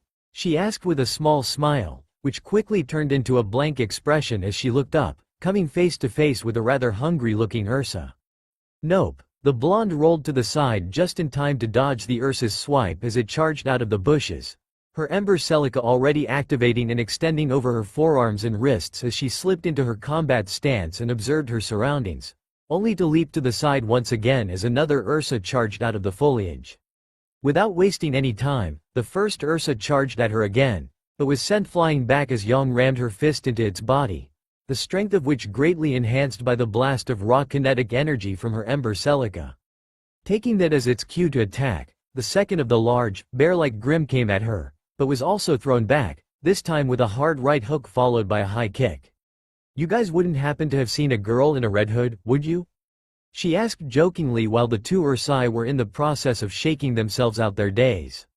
The blonde received her answer shortly after they recovered, though unfortunately she didn't speak Ursai. "You could have just said, no," she grinned, before narrowly dodging two swipes in quick succession from one of the Ursai with a backwards flip. "Geez, you two couldn't hit the broadside of a bow," she began as she landed a few feet away from them, though quickly trailed off from her taunting as she, and unbeknownst to her, Naruto's clone watched a single strand of blonde hair slowly fall to the ground before her. "You." The blonde closed her eyes and soon, the clearing was permeated with a sense of dread, reminding Naruto of the feeling he felt when harnessing his tenant's chakra, given the two were nowhere near the same level of intensity. No, this was simply the feeling every female, regardless of species, could generate when adequately pissed off. Naruto's clone cocked an eyebrow as the teen opened her eyes, revealing the usual lilac color to be replaced with a fierce crimson. "You monsters!" she roared, her fury seemingly being reflected by the air around her as it erupted into blazing hot flames, creating a red-orange aura around her as she charged towards one of the Ursai, launching it into the air with a burning punch, before blasting herself forward with her Ember Celica and unleashing a brutal combination of blazing kicks and punches which sent the poor creature on the receiving end of her wrath flying into a tree, breaking it in the process, along with the four behind it. Inevitably, the trees the Ursa had broken during its flight proceeded to crash down on it. Yang, still livid, turned to the creature's companion, who could only stare as one of its own was reduced to dust by the teen. "What, you want some too?" The being reared up on its hind legs, getting ready to charge at her once again, but before it could do so, a whirling noise was heard behind it, followed by the sound of metal piercing flesh. The creature stumbled and fell over, dead before it even hit the ground. Behind it stood Blake, her gamble shroud having pierced a vital point in the Ursa's body. With a pull, she dislodged it from the dead creature's body, catching it and sheathing the blade behind her back, before turning to a panting Yang with a smirk gracing her features. Said blonde shrugged as she caught her breath, finally having calmed down. I could have taken him. Up above in the trees, Naruto's clone nodded in approval before disappearing from sight. With Weiss, remember your training, Weiss, the heiress thought to herself as she was pushed back from a Beowulf's strike, finding herself surrounded by the beasts. Head up, shoulders back, right foot forward, not that forward. Slow your breathing, wait for the right time to strike, and... She raised Myrtanaster, its revolver spinning as she shot forward, ready to kill the Beowulf. However, before the Beowulf could be reduced to ashes, Ruby appeared in the line of her attack, triumphantly exclaiming, "Gotcha," as she slashed at the Grimm. Weiss, for her part, widened her eyes and diverted her attack in the nick of time, preventing Ruby from being burnt to a crisp. The same couldn't be said for the tree which Weiss' attack collided with though, the stream of fire which shot out of her rapier already licking up the trunk of the tree and setting it ablaze. The heiress' failed attack distracted Ruby, allowing one of the Beowulfs surrounding them to capitalize on that and lash at her scythe, which pushed her back into Weiss. "Hey, watch it," the scythe wielder called, turning her attention back to the Grimm. Weiss glared at her. "Excuse me. You attacked out of turn. I could have killed you." Ruby rolled her eyes in response. "You'll have to try a lot harder than that." The two readied their weapons, but before they could follow up with a counterattack, the fire from Weiss' attack began to spread, enclosing the two teens and the Beowulfs in a ring of fire. Said creatures began to howl as the flames reached them, but Ruby didn't seem to care about that as she readied herself for another attack. Luckily for them and their continued well-being, Weiss wasn't as brave, stupid as her partner, and grabbed her arm as a burning tree fell down next to them. "We had to go." With that, the two began to retreat, one more willingly than the other. A few minutes later, the two found themselves on top of a small hill, with Weiss leaning against a tree as she caught her breath, while Ruby turned around to look at the smoke rising over the trees where they had just been.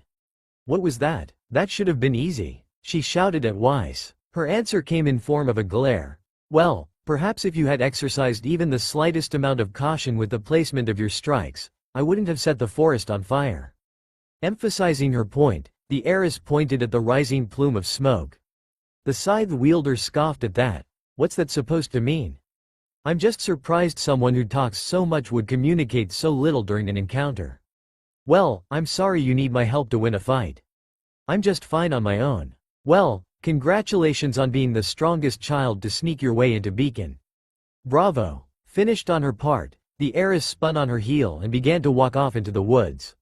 Ruby, who finally snapped, let out a frustrated shriek before unfolding her scythe and slashing at a tree next to her, cleanly slicing it in half as she proceeded to follow her partner, neither noticing the rather oversized black feather lazily floating to the ground behind them. "Beacon Cliffs. Our last pair has been formed, sir," Glinda stated, watching the video feed on her scroll, her normally stoic face betraying that she was slightly impressed with what she was seeing.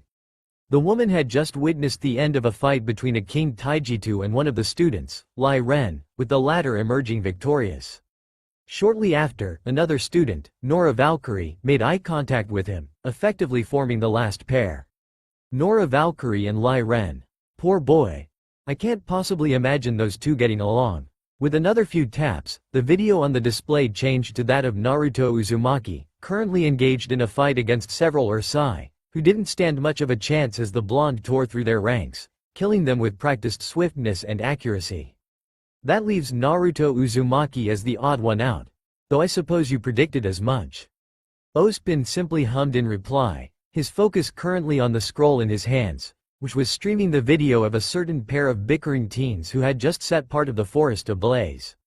"Well, he's still better off than Miss Nico's though," she stated as she watched John and Pyrrha walking along a small path, with the latter letting. "I don't care what his transcripts say, that John fellow is not ready for this level of combat." With that, she deactivated her scroll and walked back a bit.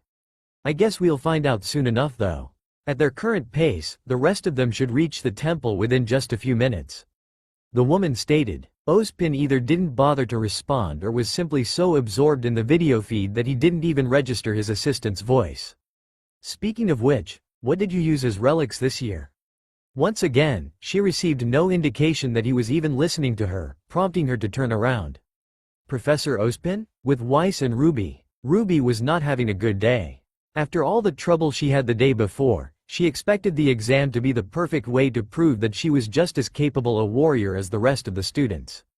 The young girl was currently sitting on the ground of a small clearing, picking up a few stray leaves as her partner paced back and forth in front of her, trying to figure out just where they were headed. It's definitely this way, the heiress stated, though her voice betrayed that she had absolutely no idea as to where the temple was, or where they themselves were for that matter. A few seconds of musing later, she turned and walked in the other direction, I mean, this way. It's definitely this way. She stopped pacing around. All right, it's official. We passed it. Ruby stood up, thoroughly annoyed by her. Weiss, why can't you just admit that you have no idea where we're going? Because I know exactly where we're going. We're going to the forest temple. Were it any other situation, she would have deadpanned at that, but as it was, she sighed in frustration. Oh, stop it. You don't know where we are, either. Well, at least I'm not pretending like I know everything. What is that supposed to mean? Weiss asked incredulously, her hands resting on her hips. It means you're a big, stupid jerk and I hate you. Ruby snapped. As the two continued arguing with each other, a barely audible sigh was heard from up above in the trees, the source of which was Naruto, or rather his clone, who had a huge drop of sweat hanging down the side of his head. It was so large that the clone was having a hard time balancing himself on the branch he was perched on. Dear Cammy, I don't get paid enough for this shit. We don't get paid in the first place, so stop complaining and keep observing. The clone's brother stated, leaning against the trunk above him as he did just what he was tasked with, keeping his eyes on the two arguing teens as he spoke again. What would you even do with the money? His answer came in form of a shrug. I don't know, go get some ramen, I guess. The clone looked down at his brother, blinking a few times before both of them shared a smirk, and spoke in unison, we should get boss to pay us. With Yang and Blake. Yang and Blake had just stepped out of the tree line, and happened upon what for all the world looked to be the temple Ozpin had spoken about. It certainly was abandoned, evident by the moss and flora growing over the structure, which consisted mostly of broken pillars, with the few that were still intact supporting part of the stone ring resting atop. Think this is it? Yang asked her partner. Her response came in form of a deadpan, after which the raven-haired girl made her way down the small hill, Yang following close behind. As they reached the temple, the two of them noticed a handful of small pedestals aligned in a circular pattern in the middle of the structure. Blake walked over to one of them, intent on more closely examining what was resting on top, which turned out to be a chess piece. Chess pieces? She asked aloud, inspecting a black king with a confused look on her face. Chess pieces weren't exactly high up on the list of relics she'd expect to find in an abandoned temple in the middle of a forest full of Grimm. Some of them are missing. Looks like we weren't the first ones here, Yang called as she noticed just that. Blake took her attention off the relic, and turned to her partner. Well, I guess we should pick one. How about a cute little pony?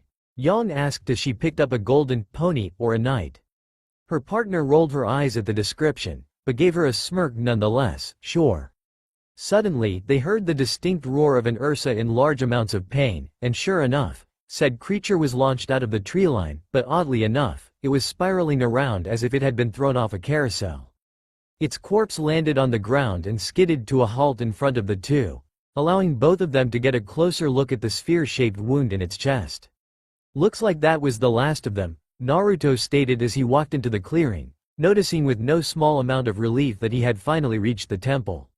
About damn time, he thought to himself with annoyance. If it weren't for the fact that he had been attacked by packs of Ursai and Beowulfs every 2 minutes on his way here, he would have reached the temple half an hour ago. Hey, Naruto. The blonde looked up to see that he wasn't the first person to make it to the temple. Yang waved at him with a smile on her face, her partner standing next to her and examining the Ursa he had killed a moment ago. Naruto waved back at his fellow blonde, walking towards the stone temple as he observed what were probably the relics they had to obtain. Had any trouble getting here?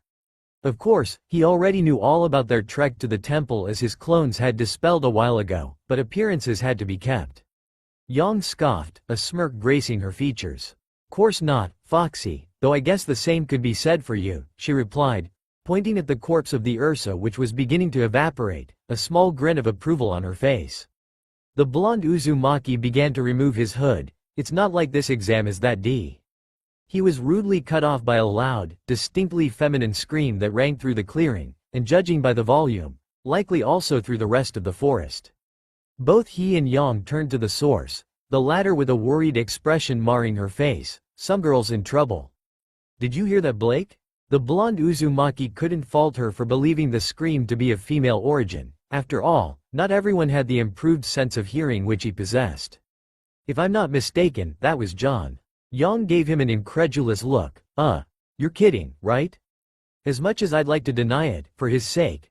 No, that was definitely John. Well, we should still do something, Yang replied, looking back into the direction the scream originated from. The blonde shrugged. Last he knew from the clone shadowing John, he was paired with the red-haired Amazoness, who seemed to be very capable, so he didn't worry about him too much. Deciding to push those thoughts to the side for the moment, the blonde noticed that Blake was somewhat intently staring into the sky, a slight frown on her face. What are you? He was cut off as she pointed up. The blonde raised an eyebrow, but simply looked up seeing as she wasn't about to elaborate. Both his and his tenant's eyes widened a fraction, the latter beginning to bellow loudly. Brat, the demon fox started, I think you just got out Naruto'd. The blonde nodded absently, his gaze still fixed on the sky. Up above, beyond the few clouds dotting the sky, was a gigantic Nevermore. That in and of itself wasn't that odd though, seeing as this was Vale's equivalent of the Forest of Death. What both Blake and Naruto were looking at though, were the two, almost unnoticeable dots sticking to the bird's body, one white and the other a red-black color. Yang, blissfully unaware of the fact that her sister was riding a Nevermore, was still turned away from her companions. With worry still evident in her voice, she asked, Guys, what should we do? Her question was met with silence.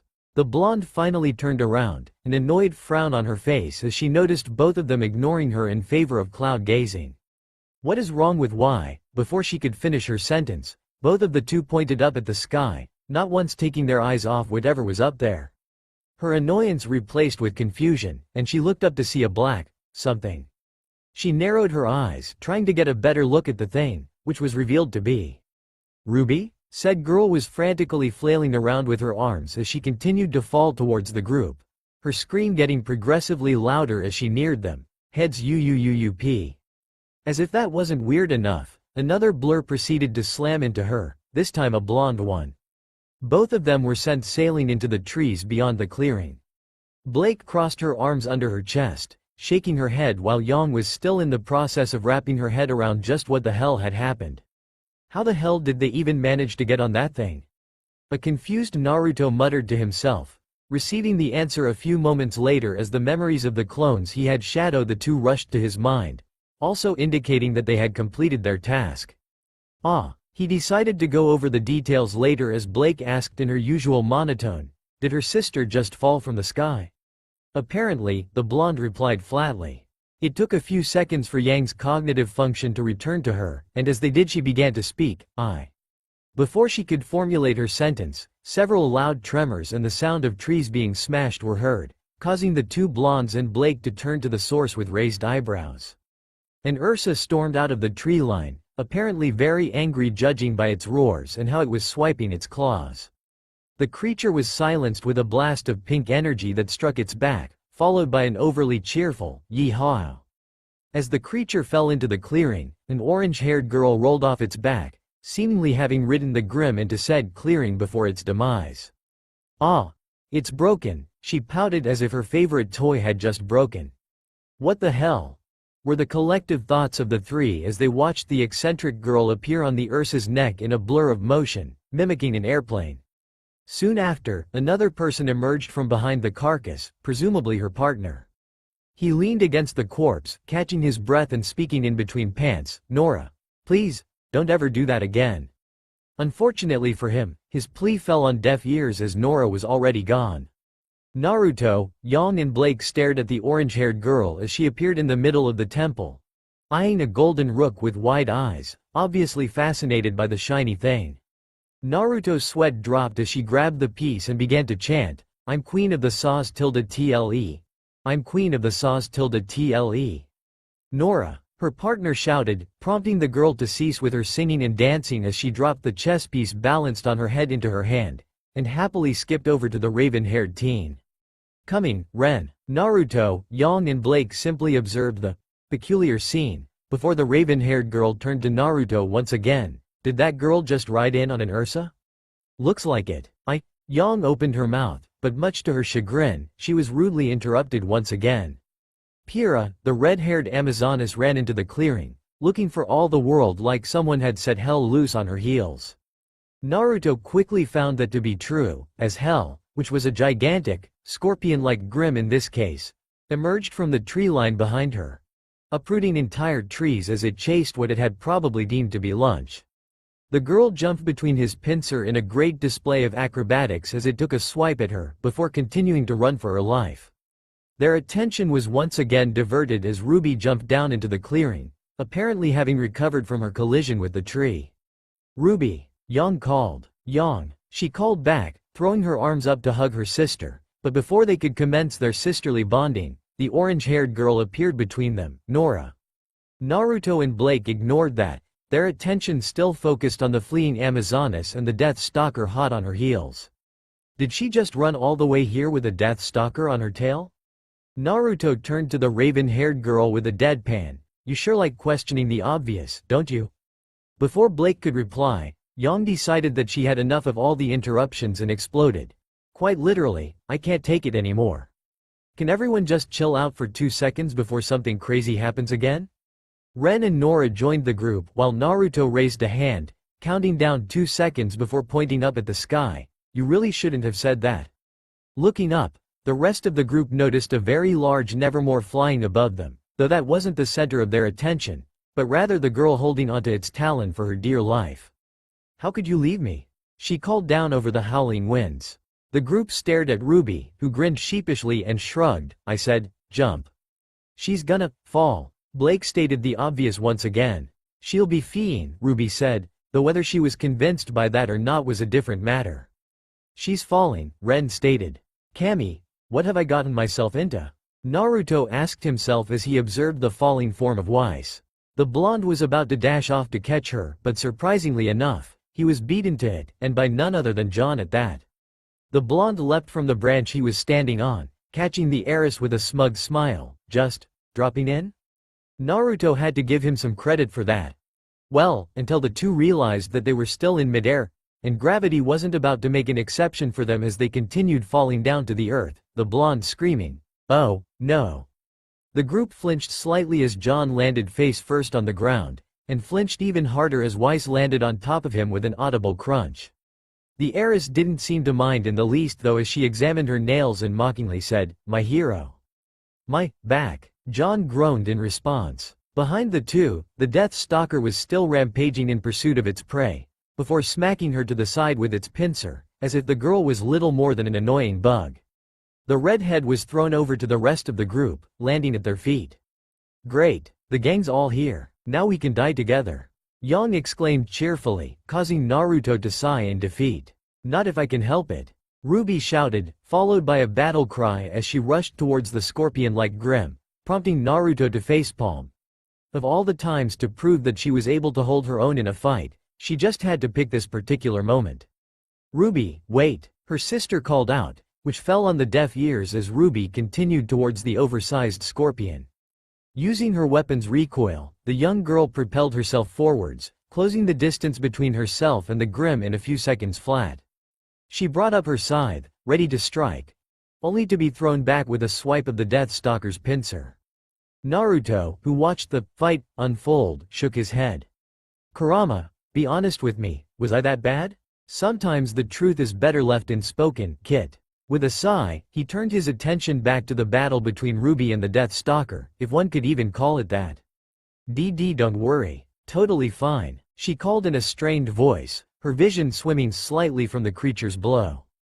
With no small amount of effort, she managed to stand up, only for her eyes to widen in fear as the Death Stalker was now right behind her, having closed the distance between them during her daze. Before the creature could take a bite out of her, she unloaded a shot into its face, which only served to irritate the beast as it screeched loudly.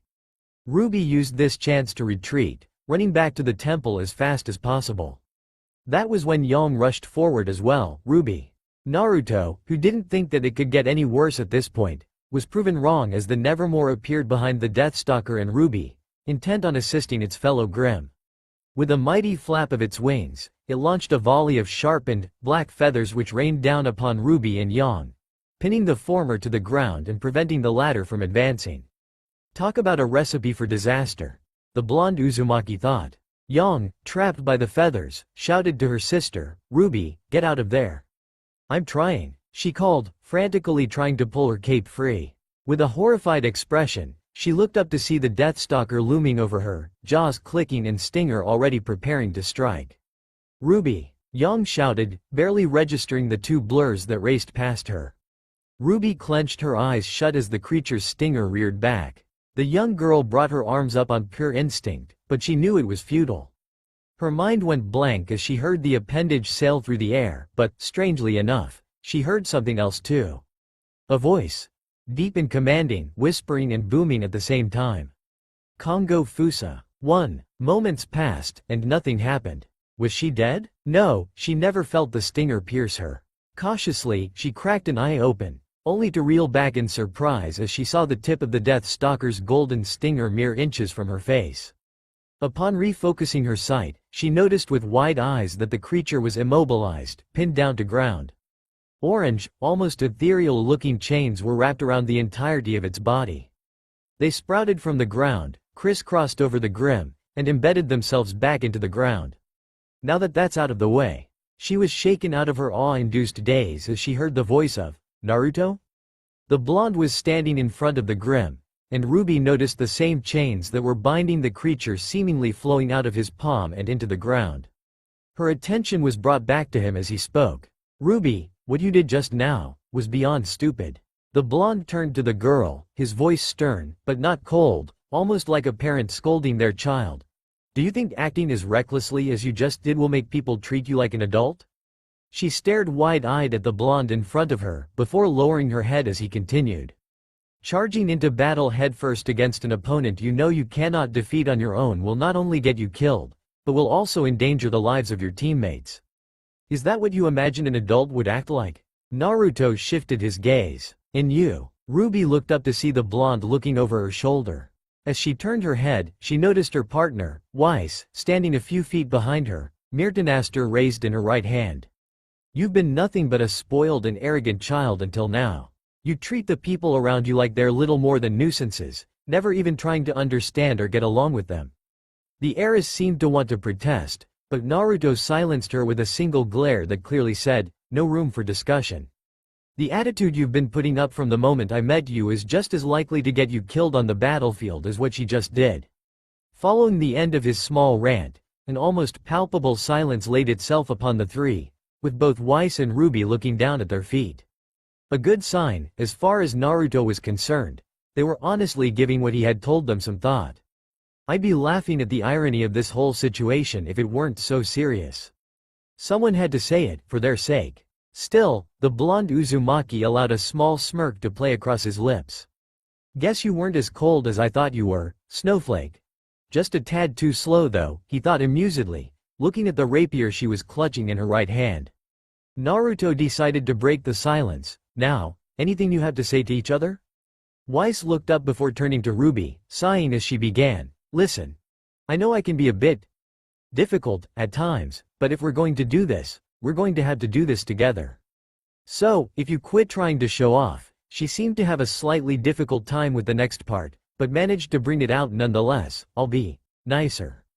Ruby sighed. "I am not trying to show off. I just want you to know I can do this."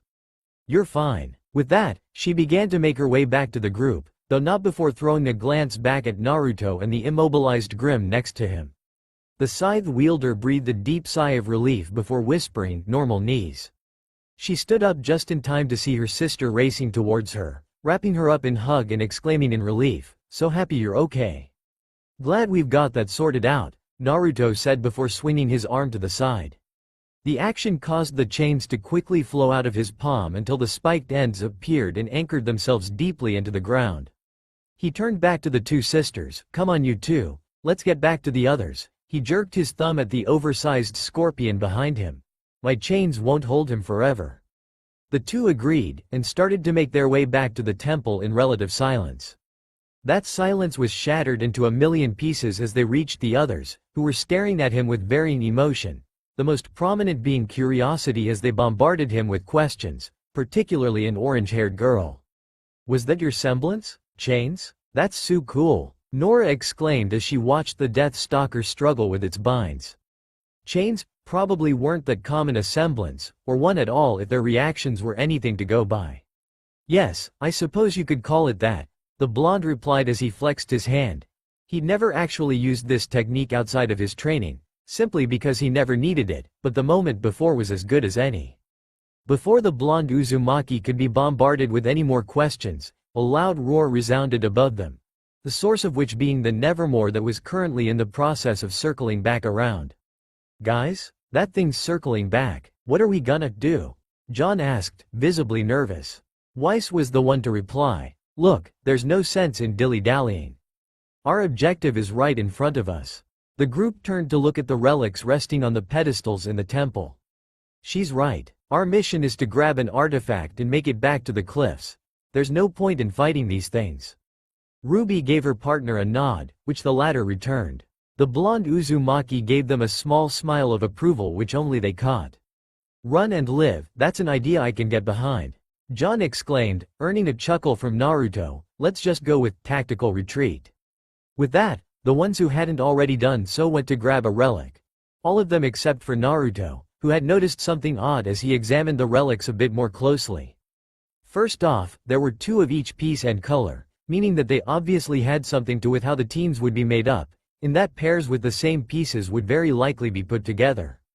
Now that he thought about it, Ozpin did tell him that the teams would consist of 4 people, so it only made sense that they would determine the teams that way. He looked over his shoulder to the group teens, all having picked an artifact by now. John and Pyrrha had opted for a golden rook, as did Nora and Ren, while the other 2 teams had taken the golden knights. And, lo and behold, resting on the 2 pedestals in front of him was a gleaming, golden knight and an equally shiny, golden rook. "You're going to regret your choice either way, just pick one," Kurama chuckled in his mind. Ignoring his tenant, the blonde grabbed one of the relics, rejoining the group after. "Time we left," Ren said, to which Ruby replied, "Yeah." Naruto nodded, dashing off with Ruby while the rest of the group followed close behind. Yang, however, stayed behind, something that Blake noticed as she turned around. "What is it?" Yang smiled as she watched her sister and Naruto lead the group forward. Blake followed her gaze to the two, and allowed a small smile to grace her features as well. "Let's go," she said, jerking her thumb at the Death Stalker who had already managed to loosen the grip some of the chains had on it. "From the look of it, those chains won't last much longer." Both of them nodded, and dashed off after the group, bringing up the rear as they all high-tailed it in the direction of the cliffs, underneath which were ruins similar to those of the temple. Between the two was a long path, flanked with ruins as well, along with pieces of debris and rubble. Before they could reach the cliff, however, the Nevermore flew past them, casting a shadow down at them as it reached the ruins and perched itself on top of a stone pillar. The group was forced to split and quickly took cover behind the rubble on either side of the path, watching the Nevermore call loudly from their hiding places. Naruto had taken the right with Ruby, Weiss, Blake and Yang, while John took the left with Ren, Pyrrha and Nora. "Well, that's great," Yang said, annoyance evident in her voice. And as if the fact that the Nevermore hindering their progress wasn't enough, the Deathstalker emerged from the trees behind them, snapping its pincers in agitation as it looked for its lunch that had managed to evade it until now. "Oh man, run," John shouted, but before any of them could move, Naruto called, "No. We'll fight." Some of them seemed more reluctant than others, but they stayed nonetheless. Naruto took a deep breath, shutting out the Nevermore's cawing and the clicking of the Deathstalker's jaws as he closed his eyes.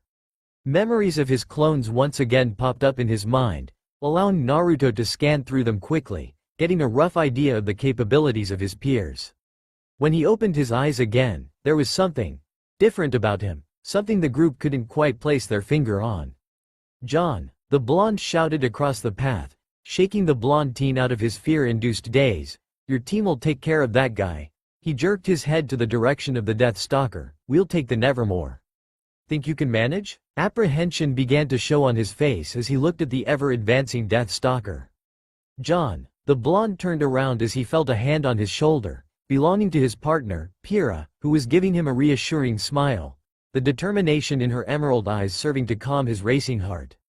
"You can do this." He received a similar look from Ren, while Nora was already taking her combat stance, awaiting orders. "Sir." She gave him a goofy salute. With his resolve steeled, the blonde turned back to Naruto. "Got it." As quickly as they could, the group started to devise a plan of action, while Naruto addressed his own team. "Ready to take that bird down?" "You bet." Yang smirked, her ember celica extending over her wrists. "Of course," Weiss huffed, raising Myrtanaster into the air as the revolver began to spin. "Let's do this," Ruby exclaimed, a fire igniting in her eyes as she rammed the tip of Crescent Rose into the ground. "What's the plan?" Blake asked with a small smirk gracing her lips as she retrieved Gamble's shroud from its sheath. Naruto smirked as he regarded the four teens. "Well, this takes me back." Deciding that this wasn't the time for reminiscing, he pushed those thoughts aside for the time being and spoke. "We need to cross that bridge and get to the ruins. I'll tell you the plan as we move." Upon receiving an affirmative from them, he called out to John and the others, "You guys ready?" "Yeah," his fellow blonde called, unsheathing his sword, Crocia Morse, as he and the others slipped into their respective combat stances, also unsheathing their respective weapons. "Go, we'll cover you," he shouted back, after which the four bolted out of their cover, heading straight towards the Death Stalker with each shouting their own battle cry. This hardly went unnoticed by the Nevermore as it took flight once again, intent on skewering the teens with its feathers.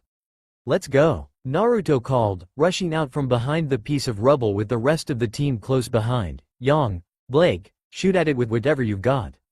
"Weiss, Ruby, lightning bolt."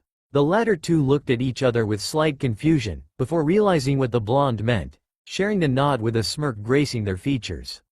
As Yang and Blake cocked their respective weapons, Weiss swung Myrtanaster in front of her, quickly calling upon her semblance. Soon enough, a series of glyphs appeared, each an electric blue in color with small arcs of lightning racing across them.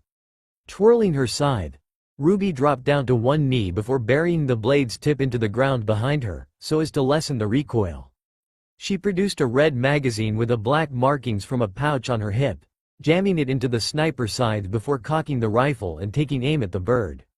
Naruto, not exactly having much in regards to weapons, slipped two kunai out of the sleeves of his jacket, which earned him an incredulous look from Blake. "Think that'll be enough?" "Of course not," Naruto replied with a smirk, which Blake returned as she rolled her eyes. They didn't have any time to continue their banter as the Nevermore flapped its wings, causing the group to tense as it unleashed a veritable hailstorm of sharpened, black feathers. With that, they opened fire, but this should do. The blonde hurled the two kunai into the black cloud of feathers, swiftly flashing through a set of hand seals after. Kunai Cage Bunshin no Jutsu.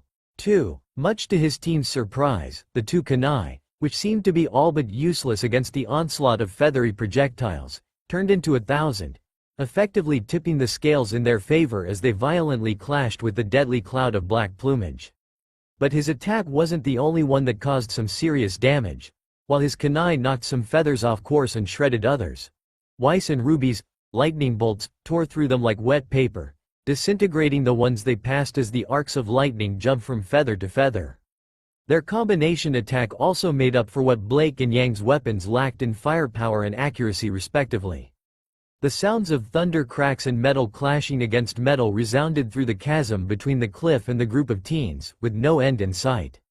But just as they emptied the last of their ammo hail of black feathers, the onslaught slowly came to an end, with the Nevermore veering off to the side to avoid the attacks that managed to pass through its rain of feathers. Ruby, Yang, Weiss and Blake took a moment to catch their breaths, and couldn't help but widen their eyes as they saw just how much damage the clashing attacks had caused. Hundreds of feathers lay scattered across the ground before them, some still in one piece while others were charred, shredded or snapped. Noticing that the Nevermore was no longer blocking their path, Yang called, "Now's our chance." With that, they set out in a dead sprint across the bridge, intent on crossing it before the Nevermore circled back. Unfortunately for them, the bird like Grimm wasn't as primitive as some of its brethren, and quickly circled back as it noticed what they were trying to do, intent on smashing the bridge along with the teens. Were it more intelligent, it would have probably been surprised as 2 of the 5 stopped dead in their tracks halfway across the bridge, while the other 3, namely Ruby, Yang and Weiss, continued racing across the stone structure. As it was though, the Nevermore simply continued soaring towards them, beak already wide open and intent on devouring the 2 teens standing on the bridge. "Are you sure this will work?" Blake asked in a deadpan, somewhat unsure of the blonde's haphazard plan. "Not really," said Blonde replied with a smirk tugging at the corners of his lips, causing Blake to sweat drop as the whiskered teen shrugged. "Only one way to find out though." That was when Kurama decided to throw in his own 2 cents, "And you were the one reprimanding that girl about being reckless, what, 10 minutes ago?" Naruto watched the Nevermore heading right towards them. "Are you?" He crouched low, every muscle in his body a coiled spring, telling me. He shot off the bridge and high into the air, with Blake following as the Nevermore crashed into the structure. "You got a better plan?" The 2 flipped midair and landed on the Nevermore's back, debris of the what was once a bridge showering down upon and around them. Kurama chuckled as the 2 teens successfully mounted the Grimm. "Several, but I suppose this will show just how far you've come. It's been a while since you've had a decent opponent." "This thing counts as decent?" Naruto asked his tenant, raising an eyebrow at the black plumage underneath his feet. "HMPH, you could kill this insect on your own without breaking a sweat. Where's the fun in that, though?" He smirked before cutting the mental link with his inner demon for the time being. With a nod that the raven-haired teen next to him returned, both of them ran along the bird's back until they reached its neck. Blake proceeded to swing Gamble Shroud around the Nevermore's throat, allowing Naruto to catch the pistol from where he was standing. Meanwhile, Weiss, Ruby and Yang had safely reached the ruins, the heiress staring at the Nevermore and its passengers as it took off into the sky with wide eyes, while the other shook her head, one hand resting on her hip. "So much for all that talk about not being reckless," Weiss huffed, crossing her arms underneath her chest. Ruby, shaken out of her daze, turned to her partner. "Well, it did work, didn't it?" Her answer came in form of a glare, to which she smiled sheepishly, before Yang interrupted them. "Come on, let's get into position." With that, the 3 dashed up to the higher levels of the temple, using their semblances and weapons to quickly climb up the stone pillars. Back on board of Nevermore Airlines, Naruto was just about to call out to his partner before something caught his eye. Below them, he saw the battle between John's group and the Deathstalker raging on, and from the look of it, they were winning. Pyrrha had just managed to sever the stinger from its tail, after which Nora got ready to hammer it into its skull. All the while, John was coordinating the team like a natural-born leader, and Ren was passed out on the ground. The blonde shrugged. "Guess they aren't too bad after all." Bringing his attention back to the task at hand, the blonde called over to Blake. "Ready?" His grip tightened around the gun as the raven-haired teen gave him an affirmative. With that, both of them proceeded to pull the black ribbon to the left, using it as a pair of reins to force the bird Grimm to change course. It was now headed straight towards the cliff face, but however hard it tried to divert, both teens had an iron grip on the ribbon around its neck, forcing it to slam straight into the cliff while the 2 ran its length and leapt from its tail. Blake used her Gamble Shroud to safely touch down on the ground, while Naruto simply hopped along the pillars and ruins below, using his chakra to stick to the surfaces of them. Both of them landed next to Ruby and Weiss, while the Nevermore roared in anger and fought to shake its daze away. As it did, it immediately removed itself from the cliff and flew straight towards the 4 teens, breaking right through the pillars and structures in its wake. That, however, proved to be a great mistake. In its anger, it failed to notice the large, blue glyph on the ground, courtesy of a slightly exhausted Weiss. Almost immediately upon entering said glyph, it was suspended in midair, trying to flap its wings to escape from the prison, but to no avail. Wasting no time, Yang appeared above the Grimm, crying out as she descended upon it and rammed her fist into its skull, creating a shock wave that rippled the air above the point of impact. With the glyph gone, the Nevermore fell to stone ground, dazed by the punch. It wasn't granted any time to recover though, as Naruto stood right in front of its face, cracking his knuckles with an almost vicious grin on his face before delivering a chakra-enhanced uppercut that sent the massive bird flying into the air, testament to the strength behind the punch. Again, without wasting any time, the onslaught continued, this time by Blake, who used the ribbon of her weapon to swing herself towards the Nevermore, who was trying to use the upward momentum from the blonde's punch to escape. That notion was all but lost as Blake extended the blade of Gamble's shroud, turning it into a katana before cleanly slicing through a vital spot in the bend of its wing. The Nevermore once again shrieked in pain, barely able to hover over the ruins. Taking advantage of this, Ruby and Weiss launched another combined attack at the creature. Instead of lightning bolts though, this time, chunks of ice were sent flying at the Grimm, encasing its body further and further in an icy prison with each shot. By the time Ruby had completely emptied her magazine, the Nevermore was little more than a block of ice, which proceeded to fall down into the ruins. Before it could do so, however, Naruto appeared under it, raising one hand with a victorious smirk plastered across his face as the ethereal orange chains shot out from his palm, spiraling their way upward and drilling into the chunk of ice that was the Nevermore. Time seemed to slow down as cracks spider webbed across the surface of the ice encasing the bird. Suddenly though, the ice prison exploded along with the creature inside, the aftermath of which could only be described as morbidly beautiful. Snowflakes, some black, some red and some pure white began to fall, raining down upon the ruins below the cliff and being carried away by the gusts of wind above the chasm. One thought was going through the minds of everyone present as they stared at the spectacle with looks of pure amazement on their faces. Wow! Russell Thrush, Cardin Winchester, Dove Bronzewing, Skylark. The voice of Professor Ozpin echoed through the auditorium, along with the cheering and clapping of the audience. Profiles of the aforementioned students appeared on the two screens, with the 4 teens lined up in front of the headmaster. The 4 of you retrieved the black bishop pieces. From this day forward, you will work together as Team CRDL, led by Cardin Winchester. The audience gave a wave of ovation to the 4 teens, who then vacated the podium as the second team walked up to it. John Ark, Lai Ren, Pira Nikos, Nora Valkyrie. The 4 of you retrieved the white rook pieces. From this day forward, you will work together as Team JNPR. Nora giggled happily as she jumped her childhood friend, hugging him as he smiled slightly. Once again, the crowd applauded the newly formed team before Ozpin continued, announcing the leader of Team JNPR, led by John Ark. Said person's eyes widened in surprise at that, huh? L led by. He trailed off as Ozpin offered him a small smile, congratulations, young man. The blonde looked down to see Naruto giving him a small grin, followed by a quick nod. Before he could respond to that, Pira offered him a wide grin and a friendly punch to the shoulder, which threw the blonde flat on his rear and earned him a round of laughter from the audience. Team JNPR then also left the stage, allowing the last team that passed the initiation to take their place. And finally, Blake Belladonna, Ruby Rose, Weiss Schnee, Yang Xiaolong, Naruto Uzumaki.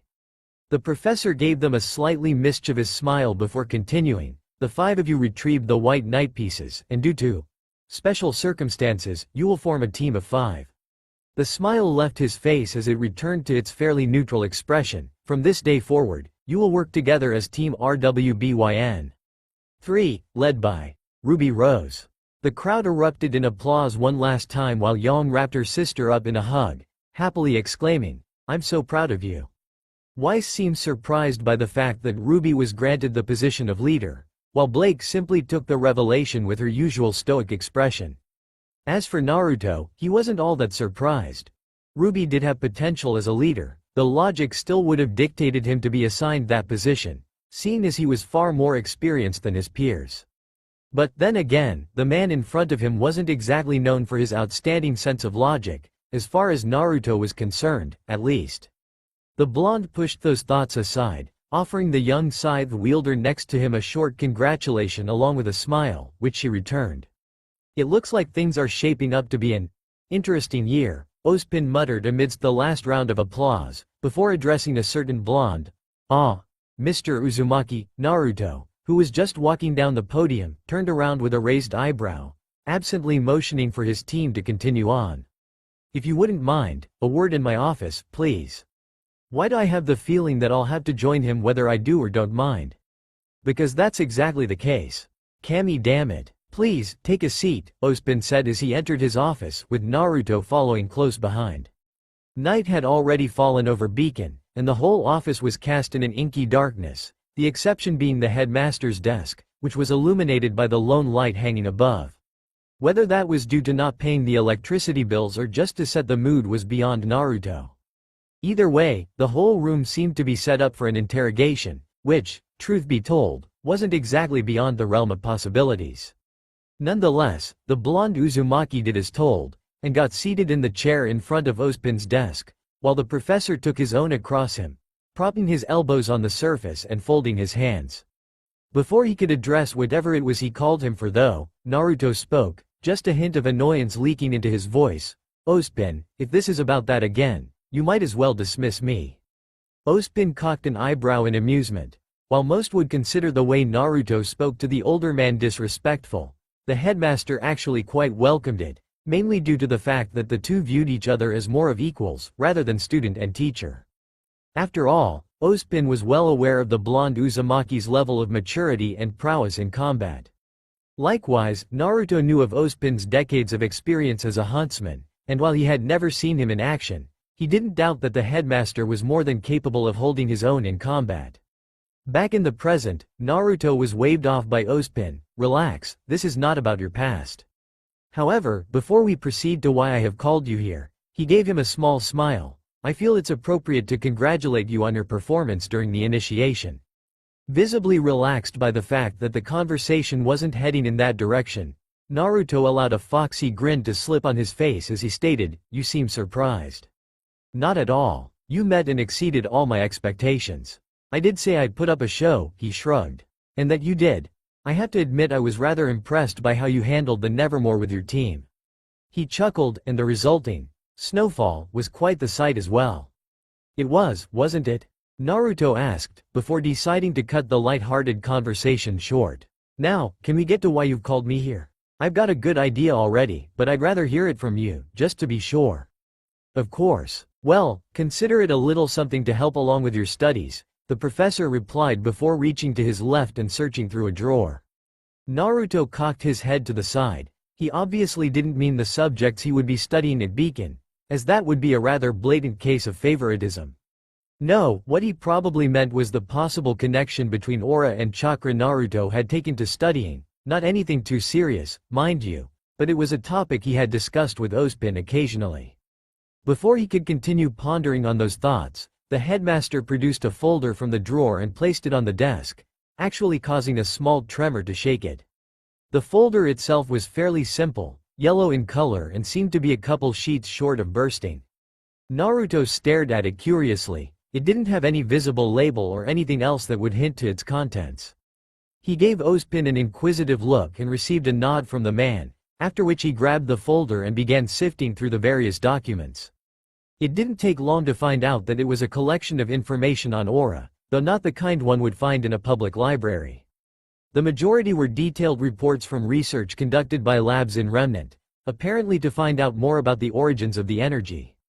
A few minutes later, the blonde teen snapped the folder shut, and directed his attention back at the smiling man sitting across him. "Not that I'm complaining, but why are you giving me this?" Ozpin, a smile still resting on his face, replied, "I am just as interested in the possible relation between the energy of your world and that of Remnant as you are." He shrugged, and it's not as if these documents are highly classified. A slightly mischievous smirk appeared on his face. "Still, while giving you this isn't blatantly illegal, I would appreciate if you could keep this matter discreet." "Must be at least a little illegal then." "Looks like it." Naruto allowed a small chuckle to escape his lips. "I understand, thank you."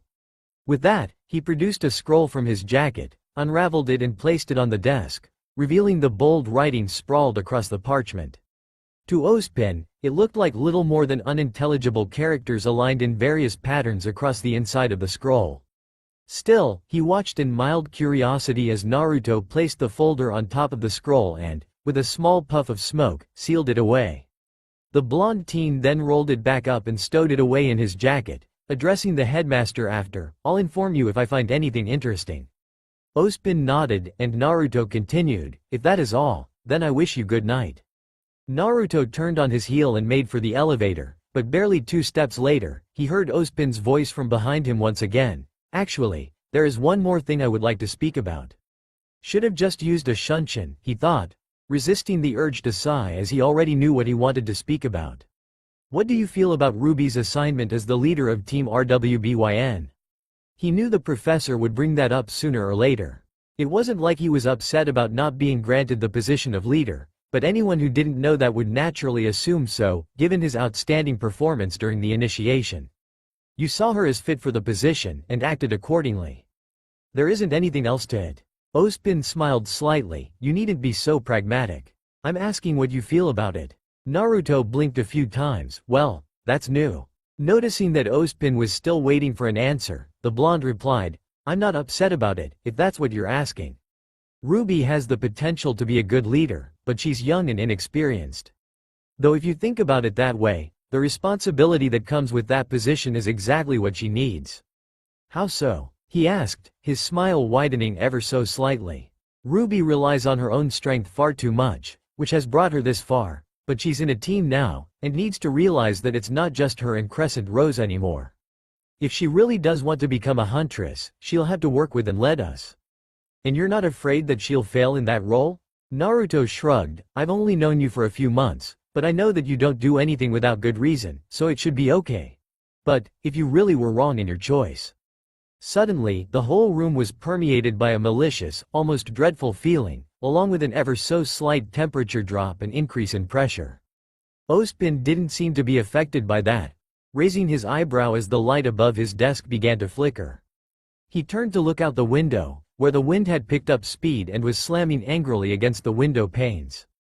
A dark chuckling brought his attention back to Naruto, the source of it all.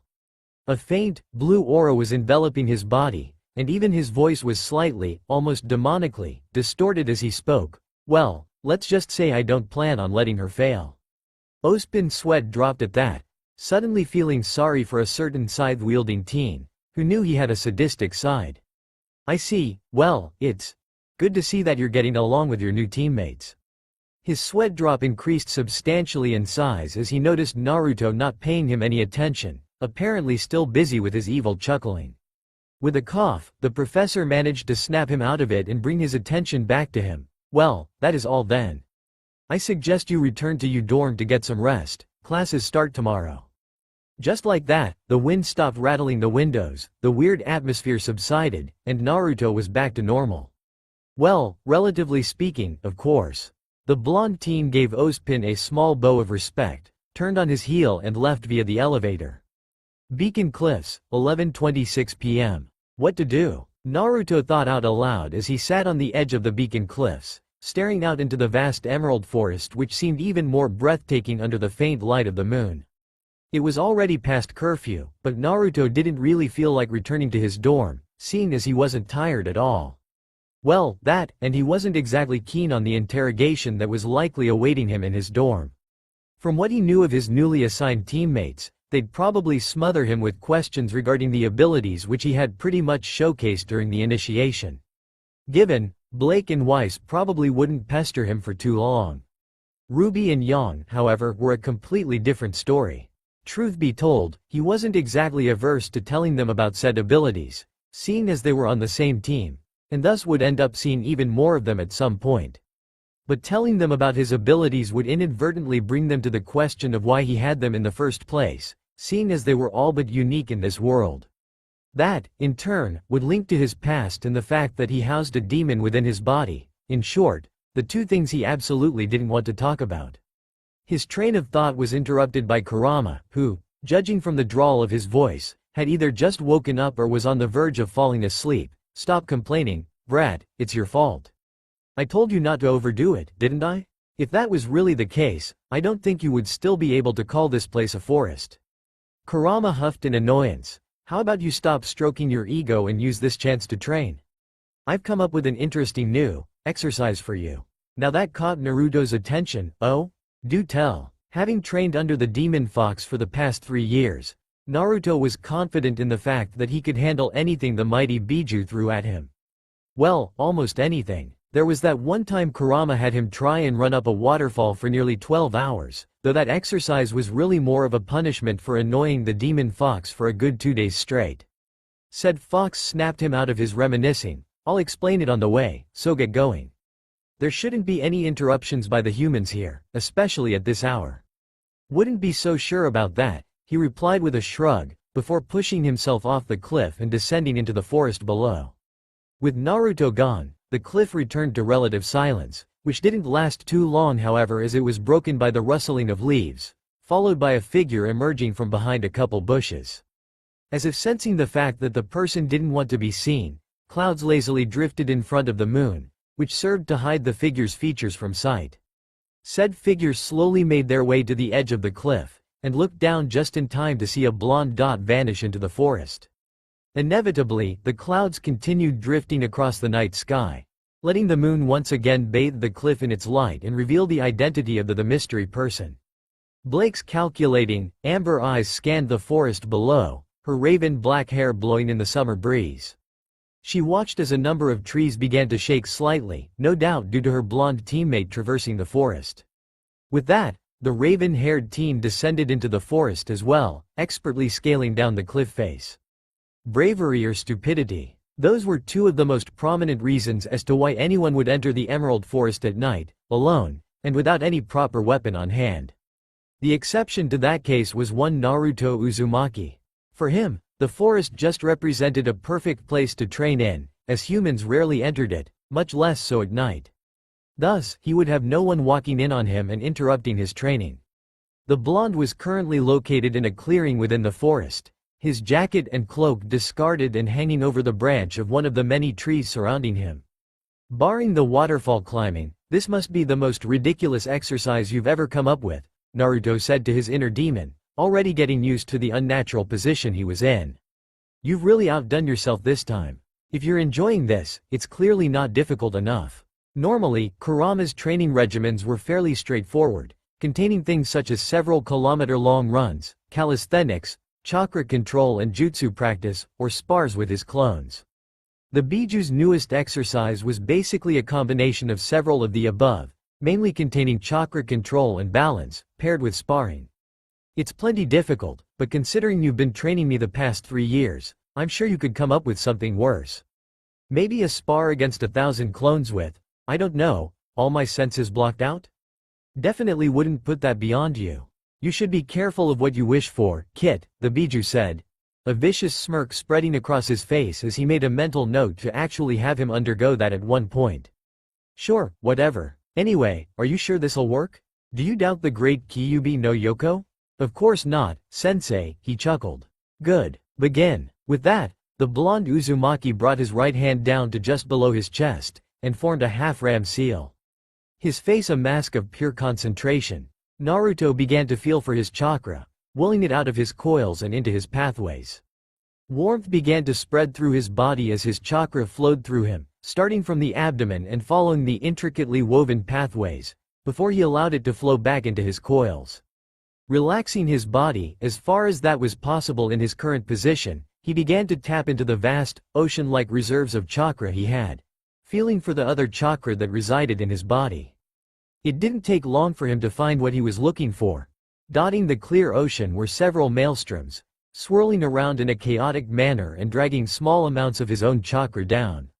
Similarly to before, he began to tug on the chakra, but whereas his chakra had calmly flowed into his coils, this one rushed into them like someone had opened a dam. That wasn't the only difference though. While his own chakra felt warm, this chakra, a burning crimson in color, felt blazing hot as he allowed a small amount to enter his pathways. Even the consistency was different than that of his chakra. It was almost viscous, as opposed to his own, more fluid one.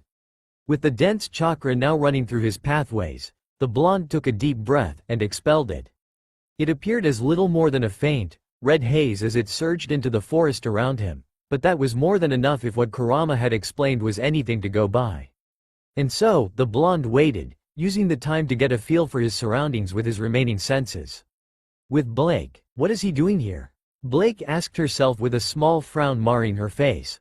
Following Naruto had proven to be more difficult than she had thought, seeing as she had lost him a couple minutes ago.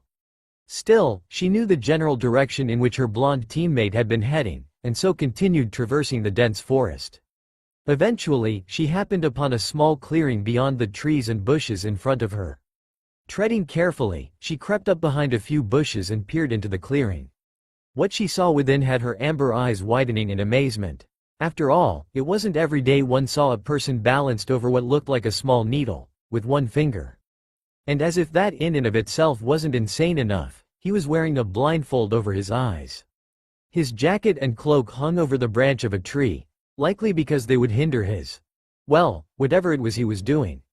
The only viable explanation for his unusual position was probably the fact that it was an exercise for the blonde teen. A ridiculous one, but considering the speed, reflexes and strength he displayed during the initiation prior, it wasn't exactly beyond the realm of possibilities that he was indeed simply training. Blake, for her part, remained hidden, her gaze still locked on her teammate. Somehow she knew that interrupting him right now wouldn't sit too well with him.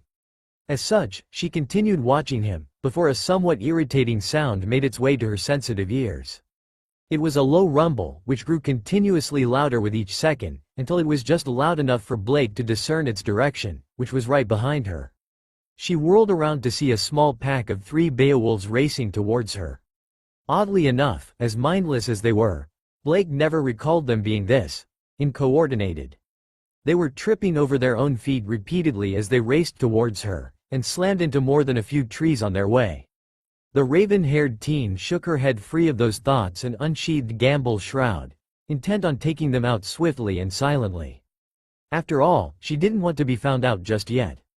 Brandishing both parts of her weapon, Blake surged forward, ready to engage the pack of Grimm. Both weapons ready, she decided to take out 2 of them at the same time, and push back the last one with a well-placed kick to the chest. The plan, were it any other situation, would have been relatively flawless. In this case, however, Blake was left dumbstruck as, instead of attacking her, the Beowulfs simply dodged her attacks and rushed into the clearing behind her. She quickly got up and directed her gaze to the clearing the 3 had just entered, her eyes widening at the thought of her blonde teammate. Now, she was well aware that Naruto could handle himself just fine, but considering the fact that the teen was currently blindfolded and balanced over a needle, Blake did feel a small amount of worry creep up her back. With that thought in mind, she darted into the clearing, only to be stopped dead in her tracks, her hair blowing and eyes widening even more as the body of a Beowulf flew straight past her. It proceeded to slam into a tree behind the raven-haired teen, leaving a cracked indentation on the trunk as its body slid down to the ground. 1 down. 6 to go, Naruto thought, feeling the small amounts of vibration through the needle, along with the sound of their feet slamming into the ground as they advanced towards him. The 2 which had entered the clearing before the others were the first ones to engage him in battle, apparently none too happy about their companion's demise, if their furious roars were anything to go by. For Naruto, that just made it all the easier discerning their positions. The one nearest to the blonde, once close enough, took a leap at him, only to have the wind knocked out of its lungs as it found 2 feet firmly planted into its torso. Using the creature's momentum against it, Naruto twisted his body back, stretched his bent legs and launched the creature into the air. With that one out of the way for the moment, the blonde teen focused on the position of the second Grimm, getting a good approximate on it a second later. 8 o'clock. The second Beowulf, mindless as it was, didn't pay any mind to the ever-growing shadow just in front of its prey, instead opting to continue its assault. Imagine its surprise when the Grimm Naruto had launched into the air inevitably obeyed the laws of gravity and fell back down to the earth, receiving a spinning kick from the blonde Uzumaki that sent it flying, this time horizontally, right into its companion. Without time to even voice their pain, the 2 sailed through the air and slammed into a tree, smashing right through it and continuing on beyond the clearing for a good 4 or 5 more trees. Concentration written over his face, Naruto returned his attention back to the remaining Grimm, one of which was now directly upon him. In a great display of agility, the blonde teen twisted his body in time to dodge the Beowulf's swipes, while reaching back to the pouch on his hip. He retrieved 2 kunai from said pouch, quickly throwing one up into the air while catching the other in a reverse grip. The Beowulf, intrigued by the shiny piece of metal sailing up into the air, left its guard down long enough for Naruto to trap its head in a headlock with his legs. Staying in motion, the blonde channeled wind-natured chakra into the kunai he had in his right hand, proceeding to ram it into the Beowulf's right arm. He didn't bother pulling the chakra-enhanced kunai out of the spiny limb, instead using his now free hand to get an iron grip on the creature's still functional arm. The two remained locked together in that position, until, moments later, Naruto suddenly released the holds on its body. The Beowulf, surprised by the sudden action, didn't notice the kunai Naruto had sent flying into the air prior began to sail back down. Time seemed to slow down as the sharp piece of metal descended just next to the Beowulf's head, and Naruto swung his right leg around just in time to slam his heel into the ring beneath the handle of the kunai. The Beowulf didn't even get a chance to roar in pain as the cold metal embedded itself deeply into its head, instantly killing the creature. The body then fell to the ground, unmoving as the remaining Grimm took the place of their deceased brethren. What the two parties didn't know was that the whole battle was being followed by a certain raven-haired teen. Blake's normally stoic face, not revealing much of her emotional state, was now sporting a look of disbelief and astonishment. She knew that her blonde teammate was strong, more so than most of the students at Beacon, clearly, but the way he dispatched one Grimm after another, in the position he was in and without the ability to see, it was almost mesmerizing. Time flowed by as she continued watching the battle, and before she knew it, another two Beowulfs were taken care of, leaving only more, currently in the process of charging at Naruto. A bad idea, as far as she was concerned. Well, not like the Beowulf was aware of her thoughts. As such, it simply continued charging towards its prey, preparing to tear the human to shreds with its sharp claws and fangs. As he was about to do just that though, the blonde teen disappeared in a blur of motion, causing the Beowulf to sail right past the spot he had been occupying not even a second prior. As quickly as he had disappeared, Naruto reappeared over the still airborne Grimm, Rasengan already forming in his hand. The roar of pain the creature let out was almost deafening as the jutsu drilled into its flesh, tearing through it like wet paper. It was silenced a moment later as the force of the jutsu slammed him into the ground, creating a small crater and throwing up a cloud of dust. As the cloud settled, Naruto was revealed standing next to the unmoving body, already in the process of removing the blindfold wrapped around his eyes.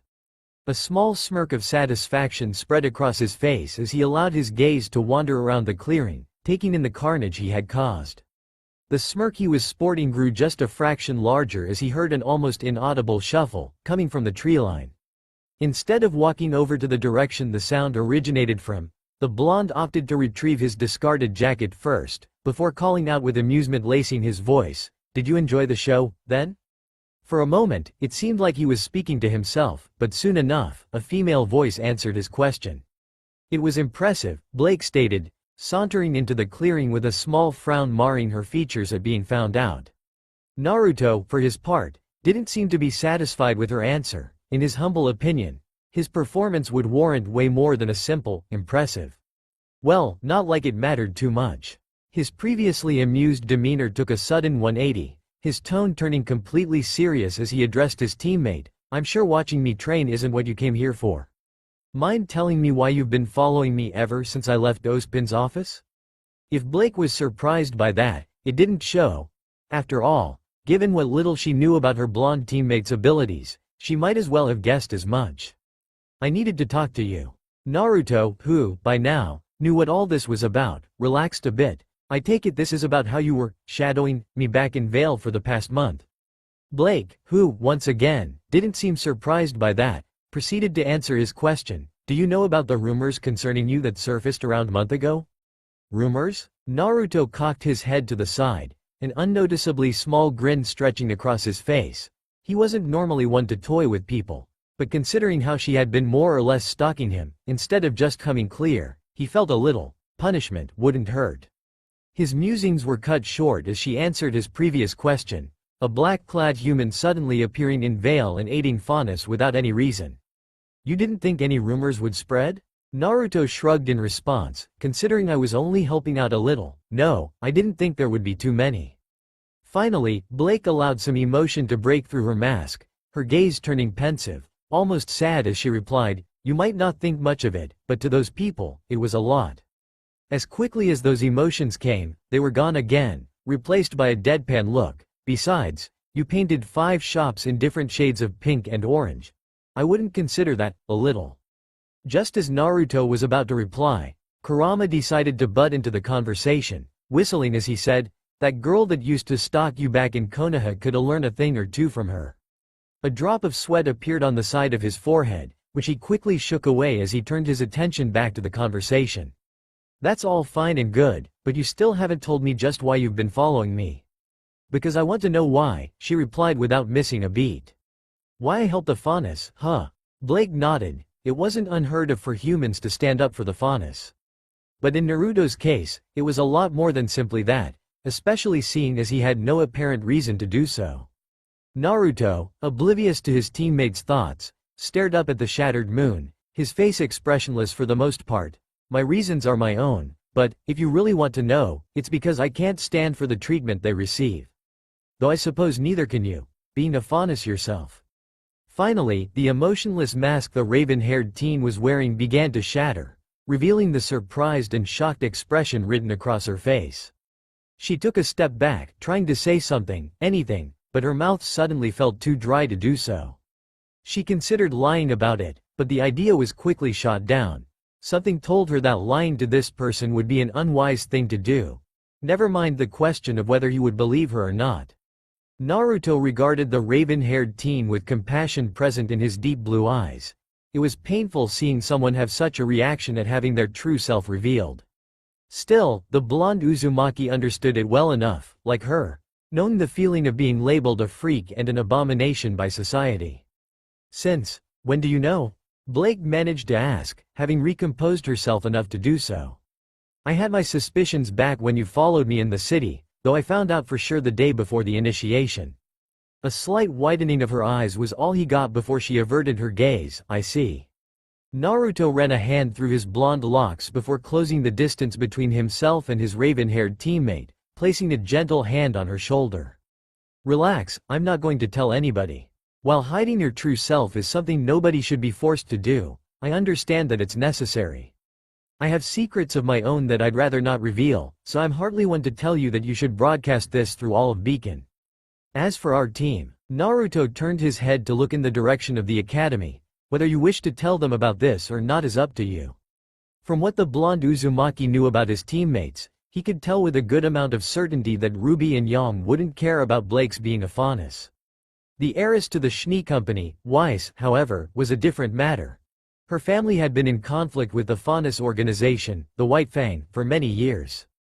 As such, he doubted that she would have the most positive attitude towards them, member of the White Fang or not. Deciding to push those thoughts aside for the time being, Naruto waited for an answer from Blake, which she provided a few moments later. "I can't, not yet," she answered, her gaze still directed at her feet. Naruto, of course, understood her decision. After all, he himself was hiding the fact that he was a Jinchuriki, a human sacrificed to be the container of a demon able to level mountain ranges with a flick of its tail. "I understand," he began, prompting the raven-haired teen to look up at him. "I'll keep this to myself then." Naruto was pleasantly surprised as Blake gave him an honest smile. Not a stoic smirk or anything like that, just a smile which, while small, conveyed her gratitude to him. "Thank you." Naruto, having returned back to his usual self, returned the smile with a foxy grin. "As I said, I have things of my own that I'd rather not talk about, so I understand how you feel." With that out of the way, Naruto noticed how late it actually was. Around 12:30 in the morning going by his internal clock. "Come on, let's get back to dorm," he said, receiving a nod from Blake. Before either of them could even take a step out of the clearing though, a familiar roar rumbled through the air, followed by the telltale sound of trees being smashed to bits.